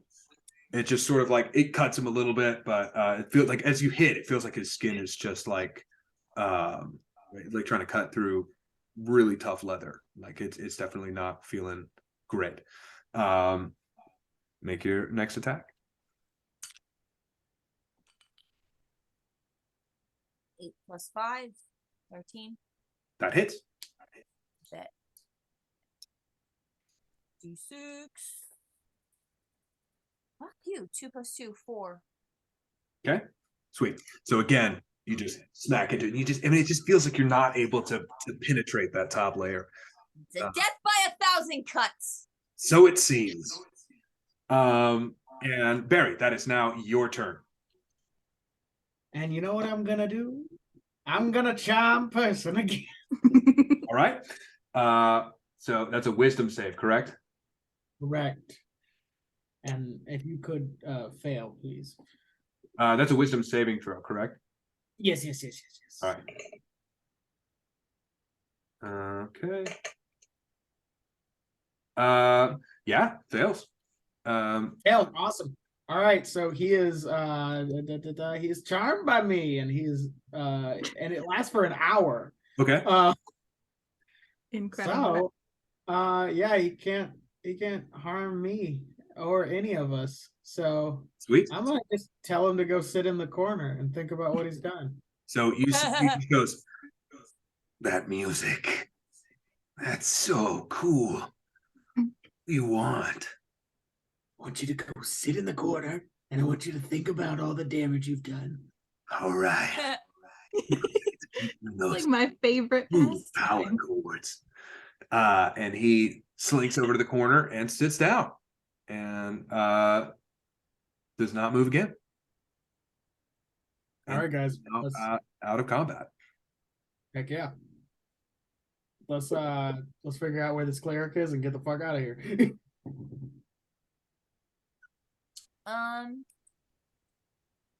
Where We still can't see the end of this tunnel, right? What's that? We still can't see the end of this tunnel, right? Correct. It seems all right, lights. farther. So you shoot on the lights. It looks like it goes on for probably another 60 feet and then seems to open up into something. Okay. All right, I'm heading that way. Yeah. Let's Do fucking. you want to ask him what's down there? He's charmed. that's He's true. gotta talk That's to you. exactly- We go Oh, over he to can the talk. corner. Yeah, we walk over to the corner. Just be like, hey, well, what's down that way? Also, where is the cleric? Yeah. Well, the answer to your question is twofold. Jeffrey's down there, and so's the cleric. I Who the want you to fuck is know you Jeffrey? sound like a Yu-Gi-Oh villain. Well, one's that's afraid of a basically what I Jeffrey. am. Yugi. I'm not going to talk about Yu-Gi-Oh anymore. Who's I Jeffrey? don't We need to know more about Jeffrey. Jeffrey. It's my boss. Do you like your boss? Do you like your job? This guy wasn't the fucking boss. You wish I was the boss, don't you? Yeah, because then Not you'd be really. charmed Your and sitting boss on might the not be couch. lightning repellent. We might be able to take his stupid ass down. You might be. Is he? You're charmed. Tell me. You're trying to tell me. Give me a second. I'm not 100% sure if he knows. Just reminding him. Um, I'm better than you. I'm You gonna have to tell me. figure out whether or not he knows. Yeah, he's pretty lightning proof. Well, great. All right, well, go back to your sitting in the corner. Look at the pretty lights. All right. Feel like it would make the most sense to go back up into the town and regroup now that we know what's down here. That's fair. Gonna stay down there, or is it gonna disappear while we're resting? Can I tell him to kill himself? Yo, Not a but thing Barry seriously, would do. Can you tell him to go kill Jeffrey for us? Oh, actually, yeah. Can I tell him to go attack? Look at charmed person. I'm not sure if you can tell them to attack an ally, but if you can, I'll see how that goes. I don't know if he gives that information. I have charm person as Dutch. You attempt to charm a humanoid you can see within range. It must take a wisdom saving throw. Does so with advantage if you're fighting it.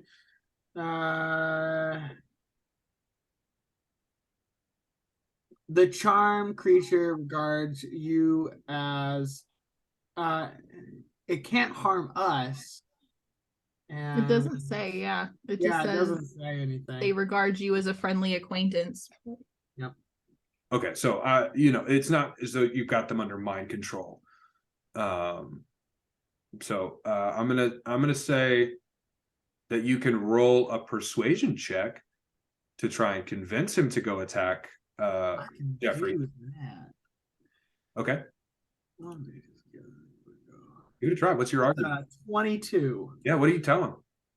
I go like, look, man, nobody likes that job, and this looks like a hard job. Believe me, you have to deal with all kinds of adventuring parties coming down and fighting you. And like us, I know that you were killing it against us. But it must still suck. It must get annoying. So I want you to go tell your boss off. Go throw some punches. Stand up for yourself. You know what? You're right. You're right. I need to stand up for myself. Thanks, little skelly guy. And he stands up and he high fives you. It's awesome. Like your lightning meets his fire. It's a beautiful moment. He sprints up down the tunnel. And you hear him go, "Hey, Jeffrey, it's about time I got my way." And then you hear some sound of a scuffle and then silence. But it's very quick. I think one of the motherfuckers is dead at least. I think we won. I think we. I should have told him to come back when he won. You should.